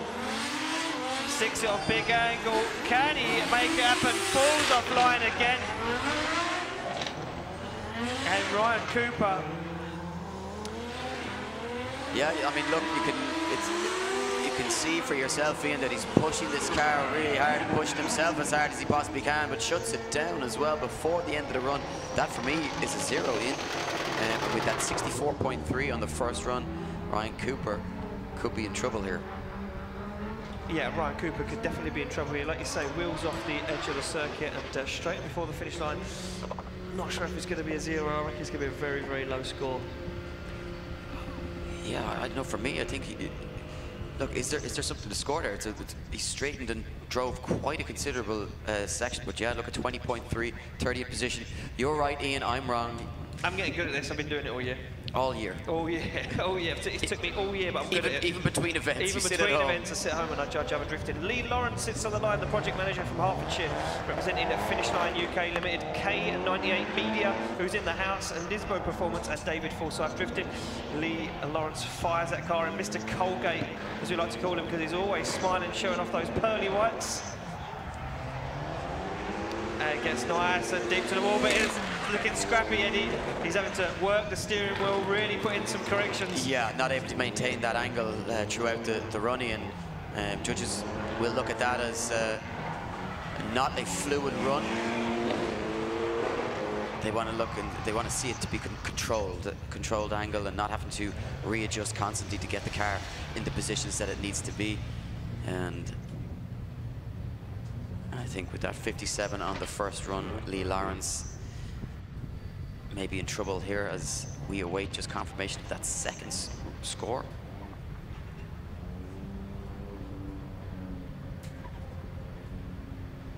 Yeah, and look at that, 59.7 for Lee Lawrence's second qualifying run, and leaves him in 39th position, and that will be the end of the weekend for the happiest man in UK drifting. We keep it going. John O'Hare sits on the line with a 60, the car salesman from Mayo in Ireland, where Eddie Power told me that Heinz mayonnaise is made. And Hellman's. And Hellman's. As John O'Hare fires in that immaculately prepared Westlake tyres S15. RB25 under the bonnet, 580 horsepower. John O'Hare on the right day, like you said, he can make it work, but sometimes just gets a little bit ahead of himself and falls apart. Yeah, you know, as I alluded to earlier on, maybe just missing that one final ingredient. There's certainly not much between him and success, but just hasn't found the right mix yet. But certainly John O'Hare, one to watch, and keep an eye on this guy, because he is getting better every time he gets out on track, and that car very capable. And this driver-car combination destined, in my opinion, for podiums and a lot of success in the future. A 70.3 for John O'Hare, moves himself way up the order into 19th position. So John O'Hare really find his form and end of the season, really get the grips of that car and getting himself through. Justin Griffith sits on the line now with a 62.3, the tennis coach from Epsom in Surrey. You can see the battered back end of his car there. So had a hard season drifting that car already. Yeah, it certainly has. That car will be delighted to have a few months off where, you know, can sit and maybe get a little bit of pampering and just some love ahead of what's going to be probably another hard 2019 season. Justin Griffiths, what can he do? Needs to improve on that 62.3, try and bump himself up the order. Here we go. Fires it through that first corner. Nice. Through the first clip, keeps it wide on the second. Can he bring it to the wall? Just a little bit off it, but gets into the clip nonetheless. Now, puts the foot down, needs to maintain that momentum. Starts to shallow up once more. And this is where he needs to just let that car flow and just keep the foot pinned. I think just drivers just easing off the throttle a little bit too much, Ian, not committing enough down into that zone, worried about washing wide, but it's costing them their line. Exactly that, Eddie. It's the acceleration zone as they come into the outer zone, and like you say, a lot of guys lifting off the throttle a little bit too much, taking it too literally, slowing the car down massively. It's making them wash way offline. They're managing to get it back, but it's costing them, and it's not making the run very fluid. Where does Justin Griffiths finish up after his second qualifying run? I know he's very close to that drop zone in top 32, but he does bump himself just inside top 32 with a 65-point run on his second. And a man that does need to improve on his first qualifying run is Mr. Dirt Nasty Low himself, Mr. Neil Bamford. Yeah, only managing a 47 on the first run, Ian, which, you know, is quite uncharacteristic of Neil Bamford. Now, what can he do? Needs to produce it. Pulls it nice and wide in the AirTech S14. This looking good so far. Needs to maintain it, get on the power, let it flow up to the wall. Just gets inside that wall zone. This is much better from Neil Bamford through the final sections. Another clip collected, switches it back. Ooh, a little bit of a snappy transition. Just costed him the perfect line through the final sections, but over the course of the run, big improvement from Neil Bamford, and I think that will do his chances of a spot in the top 32 no damage whatsoever. And look at this, a 70.3, enough for 20th position. Job done for Bamford, and he'll go back to the pits with a smile on his face. Now, a man that we spoke about earlier on, who is really on his game, Martin Cowley, 61 on the first run, but in the chase position is where I'm really liking this guy's aggression, and I think that's where he's going to shine today. Can he produce a little bit more, though, onto the second half? Look how deep he goes, and it costs him dearly in that aggression. 2 wheels off circuit and way out of position. Yeah, way out of position, as you mentioned, Eddie, and you know what, for me, I'm not sure that this is going to be enough to find Martin Cowley inside competition. He sits with a 61 at the moment in his first qualifying run. We know that's not enough to get himself inside top 32. Can he make it happen now as he fires that car to the second to last outer zone, takes it to the wall and across the line? I'm going to tell you now, I think that dropping wheels on that first zone was detrimental in that run. And this is where it becomes, you know, difficult for people. When you say, okay, I've laid down my safe run, and even after that, on the first run of qualifying, I now sit outside the top 32. So now it's all or nothing. You have that pressure of trying to produce everything. Look at this, a 64.7 and in 33rd position, the end of his weekend and the end of his 2018 campaign. Yeah, unfortunate end there to the weekend for Martin Cowley. We move it along. Paul Cunnington now on the line, 67.7 on his first qualifying run, so he finds himself inside competition. But the bonnet off that car, Ian. The bonnet off that car, so maybe just some cooling issues. Yeah, I think he had impact early with the wall, Eddie. I think he had a bit of a drama, shall we say. So Paul Cunnington navigates his way around the first 3 outer zones, transitions back. You can hear him really working that car that stands on the accelerator and looks to put in the perfect line as he finds himself now in a perfect place to get nice and deep into the outer zone. Paul Cunnington on a very nice line, just holds it from falling off track, gets it to the wall. No, do you know what, I'm going to say it's about the same sort of score. It's not, it just lacked a little bit of impact. Yeah, I'm inclined to agree with you. There's no point in me going against what you say, Ian, because you're almost always right, except when Dave is beside you, and then you're...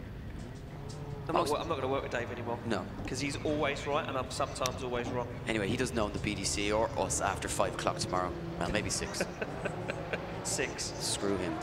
So, 79. Yeah, well, look, you're completely wrong. That was a massive improvement there for Paul Cunnington, and that certainly didn't lack impact at all. So... What do I know? Yeah, what do you know? What do I know? The new owners are going to have to reassess who they have commentating next year, Ian, because for me, you're just not cutting it right now. Off the line, Kirsty Widrington with a 79.7 on her first qualifying run. What can she do on her second? This girl must be filled with confidence right now. The territory sales manager at Super Pro Europe from Bicester in Oxford. Absolutely smoking it up. This one backs out of it and onto the wall. Yeah, it was a little bit of a shaky entry as well. They didn't just get the line perfect, and you know, this run from Kirsty, certainly for me anyway, not as good as the first run, but she is a driver who's looking very much on form here today.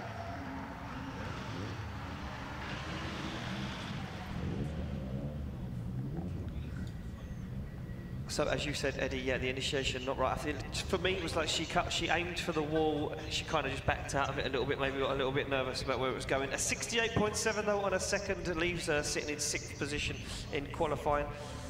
And we move it along to the next guy on the line, which will be Philip Hayden. Now, not only does he look like Ed Sheeran, but he has a broken finger. Don't ask me how it happened, Eddie, but he's got broken strings on his guitar. Yeah. Big flick initiation for Hayden as he fires it in. Look at that, all the way to the edge of the circuit in this little M3 powered BMW compact. Nice transition back from Hayden. Now stands on the accelerator. Look at that. Whoa, nice and deep into that outer zone. Can he make this? Well, he's going to have to, Ian. He sits on that 0 from the first run, so he knows he has to put in a big run here. And with that broken finger, Philip Hayden, for me, Ian, just drops a wheel. But I think this is an absolute stomper of a run. Rockingham, to show your appreciation. I'm going to say that's a good score. He should be awarded more points for the fact he's got a broken finger. That's got to be at least a 77. Oh, well, you're guessing numbers now? We're getting that guessing, yeah, guessing. Well, it's all on you, Eddie. What is the score going to be for Philip Hayden as it drops into our system? Or it doesn't? No, we're having a little bit of technical problem there with Ryan Pothkerry's computer. It's hanging somewhere in the interwebs, just waiting to be dropped onto our monitors so that we can reveal the secrets to you. And don't forget, if you're here in attendance tomorrow, there will be a big screen, so you'll get to see me and Eddie's beautiful faces, lovely mugs tomorrow, and you'll also get to see all of the replays. What's it going to be for Philip Hayden? He has to get it all done in one. Look at this, an 87.7 for his only scoring run of the day, and Philip Hayden does it. See, I was right. You was way I said wrong. at least. He was so far out, it was unreal. On the line, Stephen Fitzgerald, the company director from Mallow in Cork, a 75.7 in his first qualifying run. Can he top that? Well, he intends to, yeah, that's for sure. That big weight transfer entry, but it costs him massively. He won't mind too much, Ian, as he has that first run in the bag. But maybe a little bit of a sign that Stephen Fitzgerald is here to have a little bit of fun this weekend, put on a show for the crowd, and maybe try and take a few names as he goes. And it's be often a big thing to come up against a guy who's just here for a little bit of fun, doesn't have any championship concerns. No pressure on the shoulders of the man from Ireland. I don't think that's going to better his 75 though. No, he completely dropped that second outer zone, and judges will be looking at that. And that's going to hurt his score massively. As we await the score to drop in, and a 65, you were correct, Eddie, this time. They let you off. Yeah, that was an easy one, though, in fairness. Back to the line we go, where we see Richard Dolby-Smith, the IT consultant from Buckinghamshire, representing Nispro Performance, OP Oils, Semco Sport, Absolute Customs, Walton Motorsport, Brutal Wheels, and dbpaint.co.uk. And, of course, Walton Motorsport being the helping hand this weekend in lending the E36 compact, but 3 wheels off track potentially for Richard Dolby-Smith there on initiation. Now needs to make it happen. Gets back into the accelerator and starts to make amends of it, Eddie, but too much too late. Yeah, look, too little too late, and you know, just tried to go in too hot, and it's how easy it can all go wrong. So Richard Dolby-Smith crosses the line, waits the score from the judges for his second run. He says he's 6'4" tall. There's a man that I don't want to ever stand beside. Why is that? Because I'm really tall as well. It just gets a clash. Yeah. Lack of oxygen up there and all that. That's it. Yeah, I get what you're saying. Yeah. So score drops in for Richard Dolby-Smith, and a 49.3 puts an end to his weekend, 37th place in qualifying. Unfortunately, not enough done from Dolby-Smith. Now, this man did a lot in his first qualifying run. Oliver Bolton put in an 80.3 on his first qualifying run. What can he do now? He must be feeling on top of the world. As the young man from Essex fires in the Funk Motorsport sponsored S13. Look at that, nice and wide. And Bolton again, very technical. Look at him, the way he drives all the way out to the edge of the circuit. They're almost taking that back bumper to the wall. Stands on the accelerator, and again, perfect line. Little correction, bit of a straighten there, Ian, just as he comes off the wall. And Oliver Bolton you know, he'll be a little bit unhappy that he's been bumped so far down the order after that really strong first run, but this run, I'm not so sure that the Fuck Motorsport driver can improve.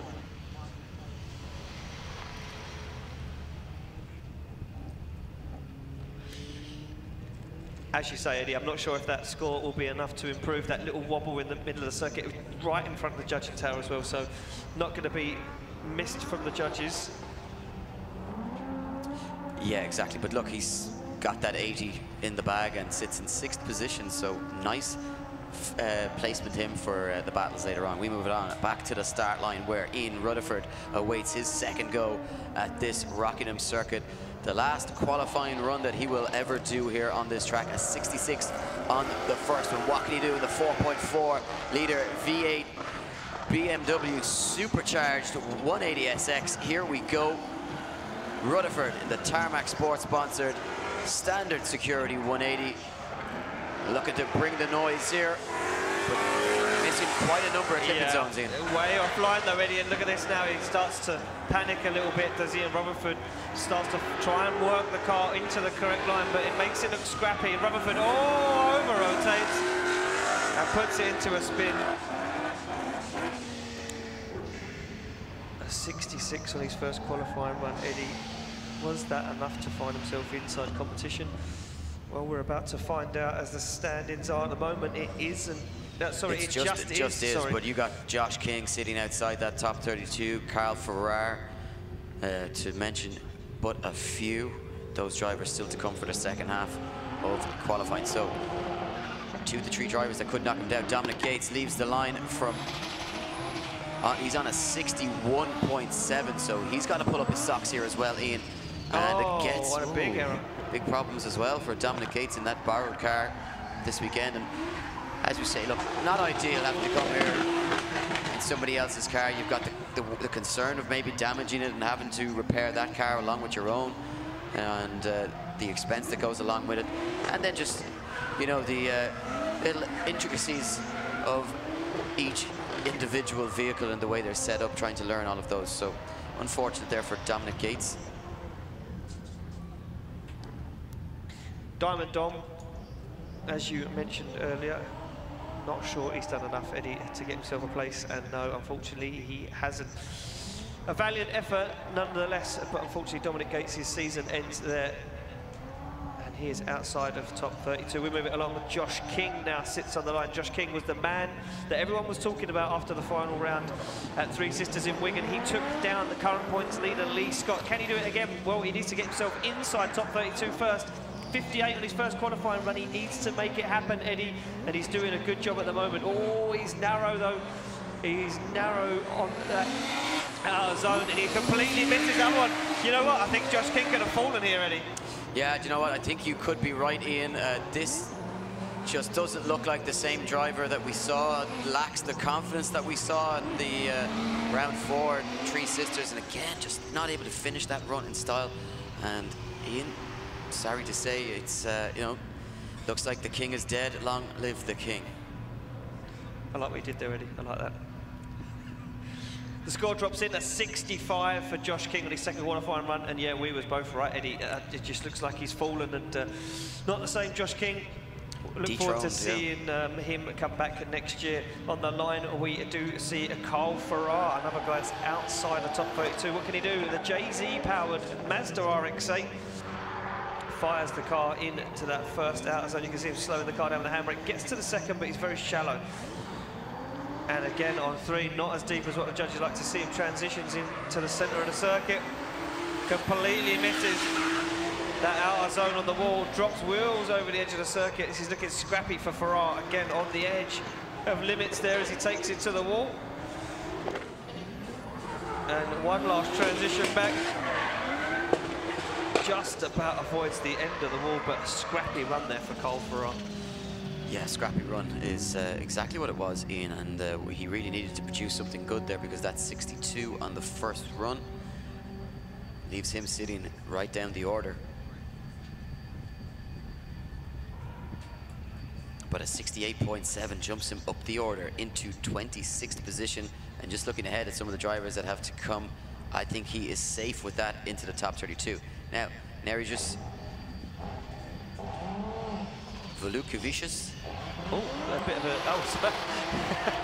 a bit of a jump off the start line there for Nerejus, but he does make it happen, fires the car in. Now, we expected great things from Nerejus as the backlight falls from the car. This is a much nicer run so far from Nerejus.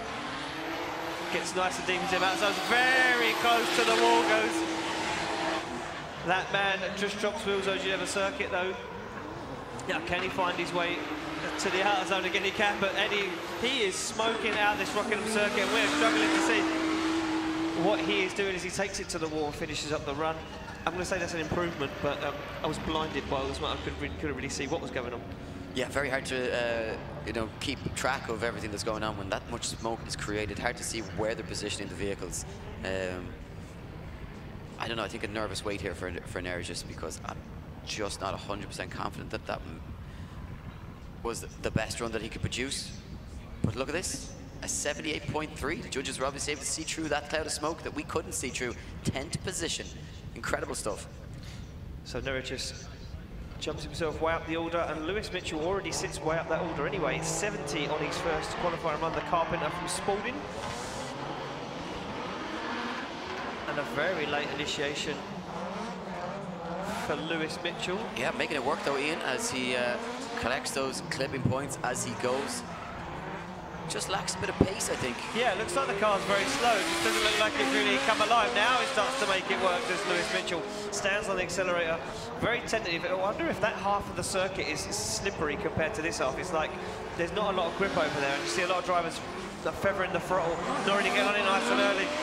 Lewis Mitchell stands on the accelerator and takes his car across the line for the final time in qualifying for 2018. Can he top a 70? I'm not sure. Technically, it was very correct, but just lacked that little bit of impact and style that the judges are looking for. Pace, as you mentioned, that he wasn't a very fast run at all. Score comes in, and they like it though, Eddie. An 81.3 for Lewis Mitchell bumps him inside the top 5. So Lewis Mitchell really making it work there. We move it along. Alexis Drew sits on the line, 69.7 for the junglist on his first qualifying run. 2 JZ under the bonnet. The Devil's number, 666. What has Alexis Drew got? Can he jump himself or way up the order? Some say that when this car is on full throttle, that the devil appears inside beside Alexis Drew. That's just a myth. Hey, who knows? Who knows? It's yet to be proven wrong, but right now Alexis Drew ripping up the circuit here in Rockingham.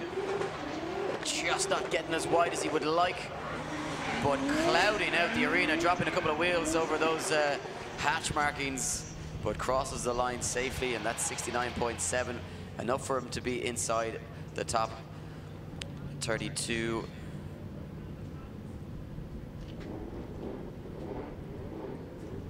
Can he better it? Well, the scores drop in for Alexis Drew. And as you mentioned, Eddie, a 69.7 will see him safe. But look at this, a 72.7 on his second qualifying run, bumps him up the order to 19th position, so making his weekend easier. Andy Earl now sits on the line at 76.7. He took the podium at a previous round. Driftland, yeah, second position on the podium, Ian, and it's, you know, we've talked about it. The confidence that this man is exuding since then is just beyond me. But he's got better with every round, and was quite disappointed with him, with how his run ended at the competition at round 4. But he is back here ready to go again for the final round of the season.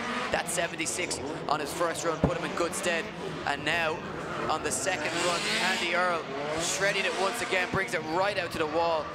And what about that? I mean, how quickly the fortunes can change of a driver when they get a podium, they get a taste of the silverware, and all of a sudden it becomes a drug and they're just attracted to it. And I think it's that positive reinforcement of if you think it and believe it enough, that it's attracted to you. And a 79 manages to improve on that first run, and yeah, drops himself into the top 10 of the qualifying. Unbelievable stuff there from Andy Earl. Tomas Falvey now sits on the line at 66. Sits on the drop zone. Look at this. Needs to produce it here, Ian. Yeah, he needs to make it all work now. We've seen this guy go from highs to lows. What has Tomas Falvey got? Can he jump himself up in safe inside top 32 when he fires? Well, look, here's the facts, Ian. No matter what happens, everybody that comes after him is already in the top 32, so he's safe. But if he stays where he is, he's going to be going up against Ryan Caldwell, Lee Scott, or whoever finishes in first position. So he knows himself, leaving the line, that this needs to be big. But a shallow line like that's not the way to do it. What has Flavor Valve got through the final sections of the circuit in the Drift Games? A Moose Design, Mobile One, Burke Lubricants, S15, Falvey puts in a run. Will it be enough to improve? I'm going to say, yeah, that was a very, very good run there for Tomas Falvey. Much more improved than his first qualifying run. And look at that, 70.7 jumps him up the order into 24th place. And Tomas Falvey is safe inside. Like you say, Eddie, is it everyone now that is coming up has qualified inside competition? So we have got our top 32 grid decided. It's just the order now. Hayden Cruikshank scored a 83 on his first qualifying run. Can he better it? Well, it was an absolutely technical run, Eddie, and it wowed us no end. What has Hayden got as he stands on the accelerator of that big Toyota Cresta? Yeah, look, it was a really impressive run, the first attempt, that 83 from Hayden, and he's back out now. I'd say, building a new chassis for next year. Yeah, I'm not going to give too many secrets away, but from what he told me earlier, the plans of that car are going to be phenomenal. And if he finds himself in the pro class, he's going to be a very good contender. Hayden Cruikshank, never end though, stands on the accelerator, takes it to the wall, very good end to the run. Yeah, I think he's going to be certainly looking strong for that top 3 finish in the championship. Going to be hard to take down with driving like that. Does he improve on that 83? I think it's going to be close. Yeah, I think it's going to be very, very close indeed. Score drops in and an 80 for his second qualifying run, so he stays where he is in 4th position, but a very consistent driver. Just goes to show you how technical he is on that line. Matt Walker up next to 71.3 on his first qualifying run. The cat man, self-confessed cat guru, god, cat tamer, cat whisperer. The feline fella. That's what he is, cat whisperer. And giant killer, as we like to call him. So Matt Walker looks to put in a much better run this time as he stands on the accelerator. This is the kind of Matt Walker we've been accustomed to seeing. Yeah, look, that 71.3 on the first run, still quite a reputable score, but he has really come out all guns blazing, tags the wall as he exits the circuit, and leaving nothing to chance, but as you say, look, safely inside that top 32.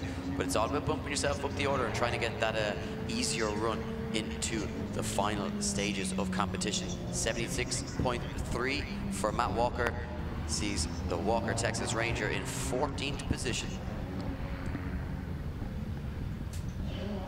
Up next, top fourth driver in the championship, Alistair Sutton. Comes off the line, little weight transfer, the lowest horsepower car in this half of the grid, as Alistair Sutton puts that car all the way to the edge of the circuit. Unbelievable, takes the rear diffuser off the car and the tyres.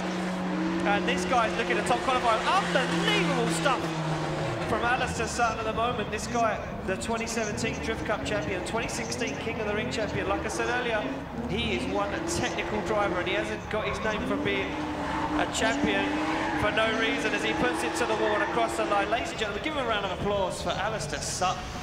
That was one hell of a run and a pleasure just to sit back and watch while you called it, Ian. Wow, Alistair Sutton, that was a big one. If that's not in the 80s, we can go home. Sack the stars, yeah. Sack the judges. Yeah. Get rid of them. Get new ones. Kieran Hines has never even driven a drift car before.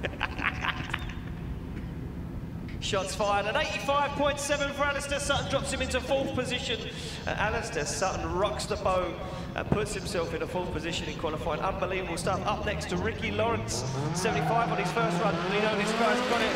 Can he take another podium this weekend? Well, he's going to definitely aim for it, Eddie, as he fires in this Driftland TV 1BO. Look, I mean, a lot of people talking about the success of Scott and the success of McKeever. Could we see Ricky Lawrence going 3 for 3? I mean, that in itself would be an achievement that is very rarely, if ever, seen at this level of competition. Quite often in Pro-Am sections, it's, you know, the podiums are spread out quite a bit. Scott hasn't even managed 3 in a row this season in the British Drift Championship. 2 wins to his name. He could do 3 over the course of the season, but 3 in a row for Ricky Lawrence is certainly on the card, and this man looking very, very confident. I, for one, am very excited to see what he can produce in the Pro class next year. I certainly am as well, Eddie, as we await for the score to drop in. Look at that, 79 for Ricky Lawrence, puts him into 12th place in qualifying.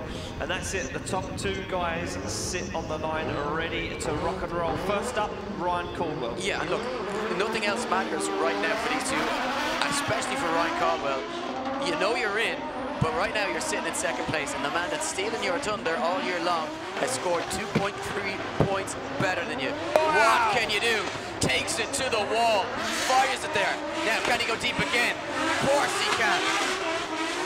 Caldwell, foot on the accelerator, shredding the tires off the back of this S15 as he sends up the smoke screen.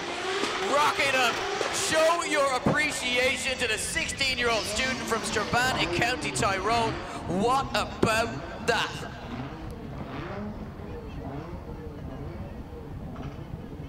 Well, I mean, listen, that is unbelievable from the 16-year-old student. He put on a show, Eddie, and I just had to sit back and watch him drive as you walked us through it.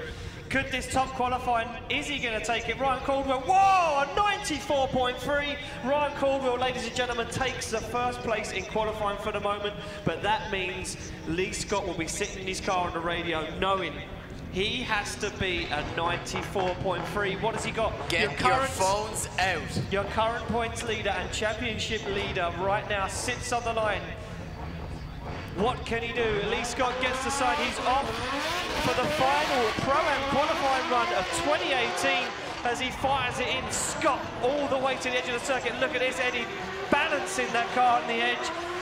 A master. Oh, wow, takes it to the wall, transitions back now, looks for the final outlaw. Oh, wow, takes it to the wall again. But he drops wheels. He drops wheels over the edge of the white line. Caldwell didn't do that. Can Scott take it to the wall again? Of course he can. One more wall run left to do. Final transition into the 2nd to last outer zone. Scott takes it to the wall. Rockingham Motor Speedway, show your appreciation for your Pro-Am qualifiers and your current championship leader, Lee Scott. Eddie, how about that? You know what, Ian? These 2 guys, can you really call them Pro-Ams? No, they're pro drivers for sure. 100% they're pro drivers. Here we go. Will it be enough? A 94.3 to beat. Lee Scott scores a 92.7, 2nd position. 1st scalp goes to Ryan Caldwell. Wow. Unbelievable stuff there from our Pro-Am drivers. That is just our Pro-Am grid, Eddie. Incredible. We're going to head down to the pits. Nathan, you are with our female driver, Tessa Whittock. Are we live? I'm down here at the Driftwork tent, and we're going to have a quick chat with the Southern Belle, Tessa Whittock. Tess, come and have a chat with me now. Fantastic, you made it through to the battles, got a 66, and then woo bang, back in there with a 68 in your 2nd run. Do you know who you're going up against? I've not been paying attention at all, so you're going to have to help me out here. I think it might be Peter Hayden. Peden? No. No? I was going to say, what's he doing? Oh, Peter Hayden. Right, okay, so are you fearful of this man? I have no idea who he is, so give it all I've got. Maybe I'll go and investigate. Now, I don't mean to come straight off the subject of drifting, because I know it's very cool and all that stuff, but I saw your mother walking around with some delicious treats. Can we have her over and we can... Hello there. Hello there. How are you? What are you offering up here? Talk to me. What have you made? This is baked cheesecake. This is a baked cheesecake. There's more that you don't... There better be more, because this isn't enough to feed a small squirrel, and I'm a big, large, very muscular man, let me assure you, under this top here. So am I all right to have a couple? I'll take the plate, and then you go make some more, okay? I've got more. Thank you very much. I'll catch you. Do you want some? No? Okay, just for me. Thanks very much, guys. Let's see you in the battles. Thanks, Nathan. Yeah, Eddie's just taking his headset off there. You can't get away yet, Eddie. I thought we were done. No, you can't go and get your lunch just yet. Unbelievable, and yeah. It's like a prison here. Tessa Whittock didn't even know who Peter Hayden was. He's a superstar. Maybe that could be a little bit of tactics. Here's the scoreboard. Taking first place in taking first in qualifying is Ryan Caldwell. Second, Lee Scott. Third, Philip Hayden. Fourth, Alistair Sutton. Fifth, Hayden Cruikshank. Sixth place, Lewis Mitchell. Seventh, Stu Egdahl. Eighth, Oliver Bolton. Ninth, Kirsty Widrington. 10th, Paul Cunnington. In 11th place, Andrew Earl. 12th, Ricky Lawrence. 13th, Dave Bastin. 14th, Neregus. 15th, Matthew Walker. 16th, Stephen Fitzgerald. 17th, Paul Beachy. 18th, Hugh Saville. 19th, Danny Maguire. 20th, Alexis Drew. 21st, Matt Fountain. 22nd, Seamus Walsh. 23rd, Charles Funnell. 24th, Tomas Falvey. 25th, John O'Hare. 26th, Neil Bamford. 27th, Robin Neeson. 28th, Carl Farrar. 29th, Tessa Whittock. 30th, Stu Jones. 31st, Lisa Branch, and rounding out qualifying in 32nd place is Davidus Petruskas. Eddie, that is it. Qualifying for 2018 Pro-Am. Done. Mic drop. Yeah, mic drop. But, you know, but that leaves us with the most exciting part of the day still to come, and we've seen some really interesting driving.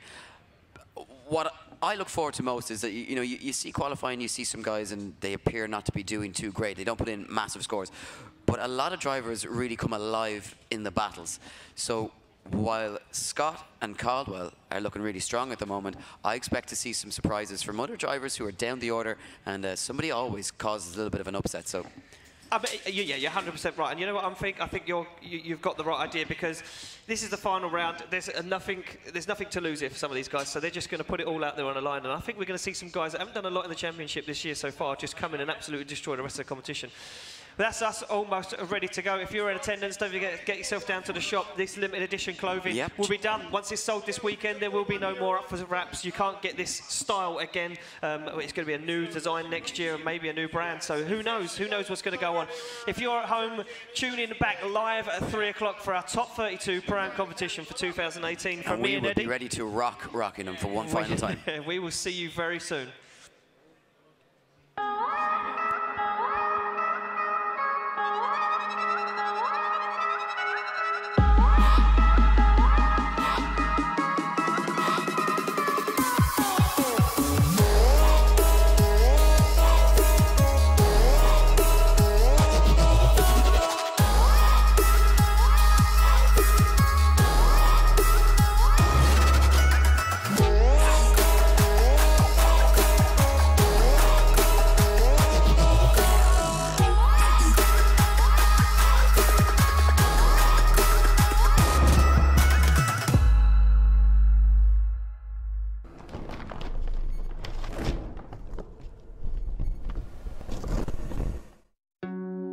We are Funk Motorsport, your heat management specialists. Based in the UK, we strive for perfection, developing thermal products trusted by professional race teams and drivers worldwide. Performance, protection, reliability.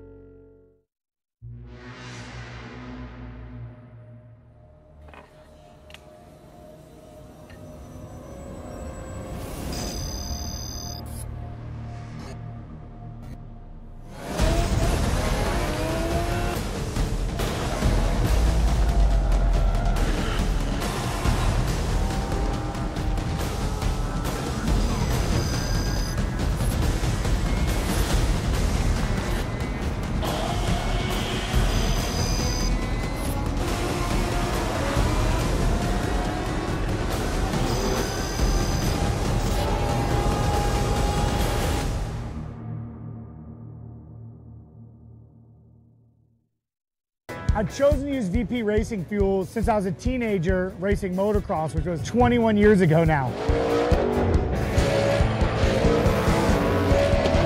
I've been using VP racing fuel for years, basically ever since I built my first race car, and you want to get that consistent fuel, it was VP through and through. Absolutely, right from the beginning. that's the brand. Yeah, I've been using VP probably since I was 10 years old racing dirt bikes.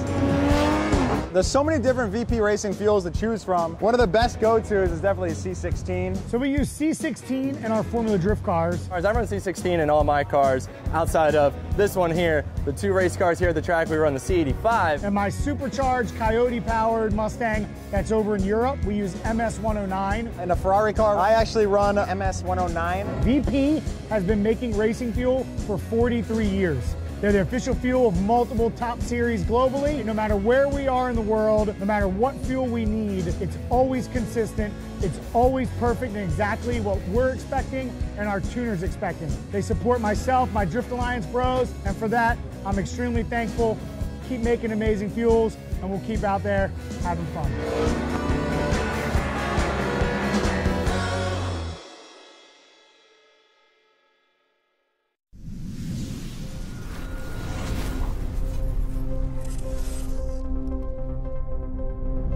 There's a reason that half the paddock, if not more here, runs Samco hose, and that's that nobody wants to be let down by a split water hose or a split boost hose. And with Samco, there's nothing to worry about. With using these hoses, we get the reliability, they never burst, we can just rely on them, and that's all we need. Half of the grid are running Samco hoses in their cars, and there's a reason for that. They're the best in the business. I'm so happy to be running Samco hoses now, because in the past we have run other manufacturers' hoses and we have had the intercooler pipes collapsing, which obviously when you're under massive pressure on track, you have to be fully supportive and reliant on your hoses. So a lot of people ask us over the years, you know, what hoses you run. Personally, I can't think of anything better than Samco. They do what they say on the tin, they work, they don't come loose, they don't fail on you, they don't pop. You can't beat Samco.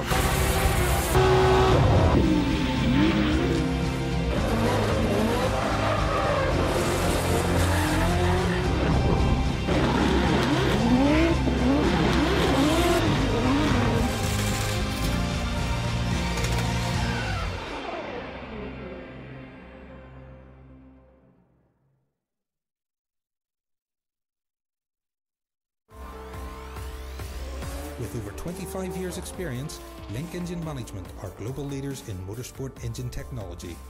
Developed and manufactured in New Zealand, Link has been supplying ECUs, sensors and dashes to drivers around the world. We have a range of products to help you get the most out of your engine, and all of our ECUs come with a limited lifetime warranty. So if you want to upgrade, find your nearest dealer and get more info on our products, visit linkecu.com.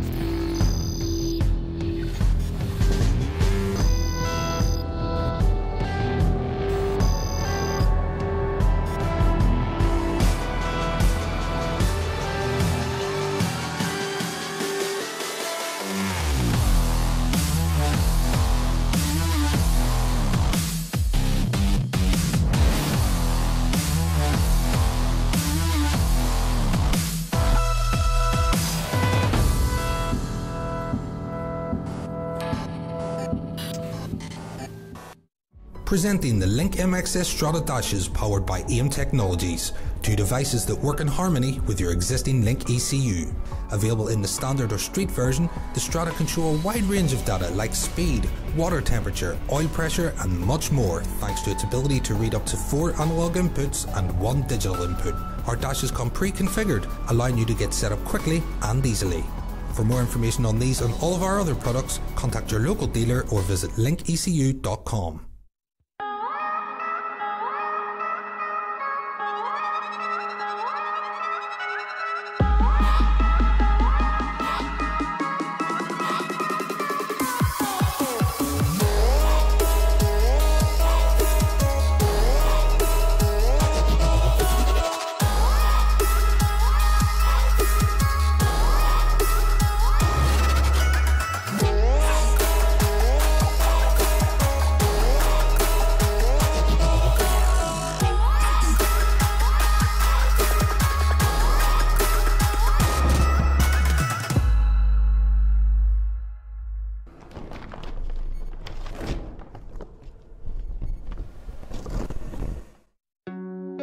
We are Funk Motorsport, your heat management specialists.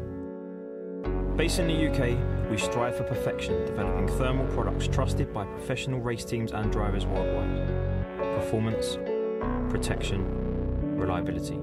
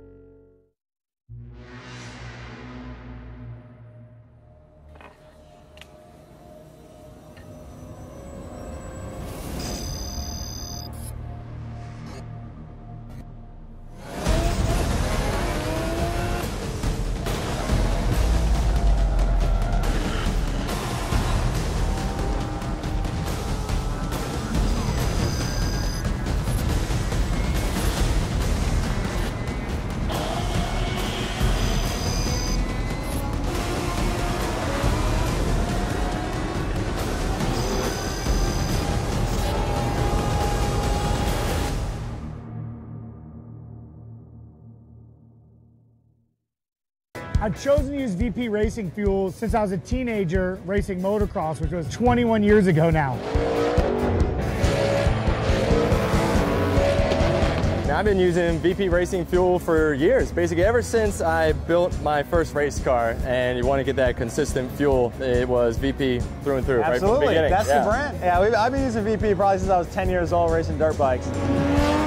There's so many different VP racing fuels to choose from. One of the best go-tos is definitely C16. So we use C16 in our Formula Drift cars. I run C16 in all my cars outside of this one here. The 2 race cars here at the track, we run the C85. And my supercharged Coyote-powered Mustang that's over in Europe, we use MS109. And a Ferrari car, I actually run MS109. VP has been making racing fuel for 43 years. They're the official fuel of multiple top series globally. No matter where we are in the world, no matter what fuel we need, it's always consistent, it's always perfect and exactly what we're expecting and our tuners expecting. They support myself, my Drift Alliance bros, and for that, I'm extremely thankful. Keep making amazing fuels, and we'll keep out there having fun.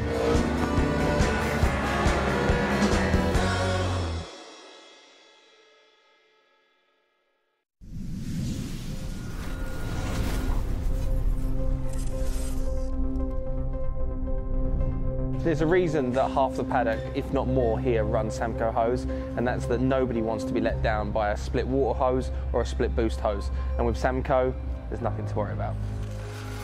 With using these hoses, we get the reliability, they never burst, we can just rely on them, and that's all we need. Half of the grid are running Samco hoses in their cars, and there's a reason for that. They're the best in the business.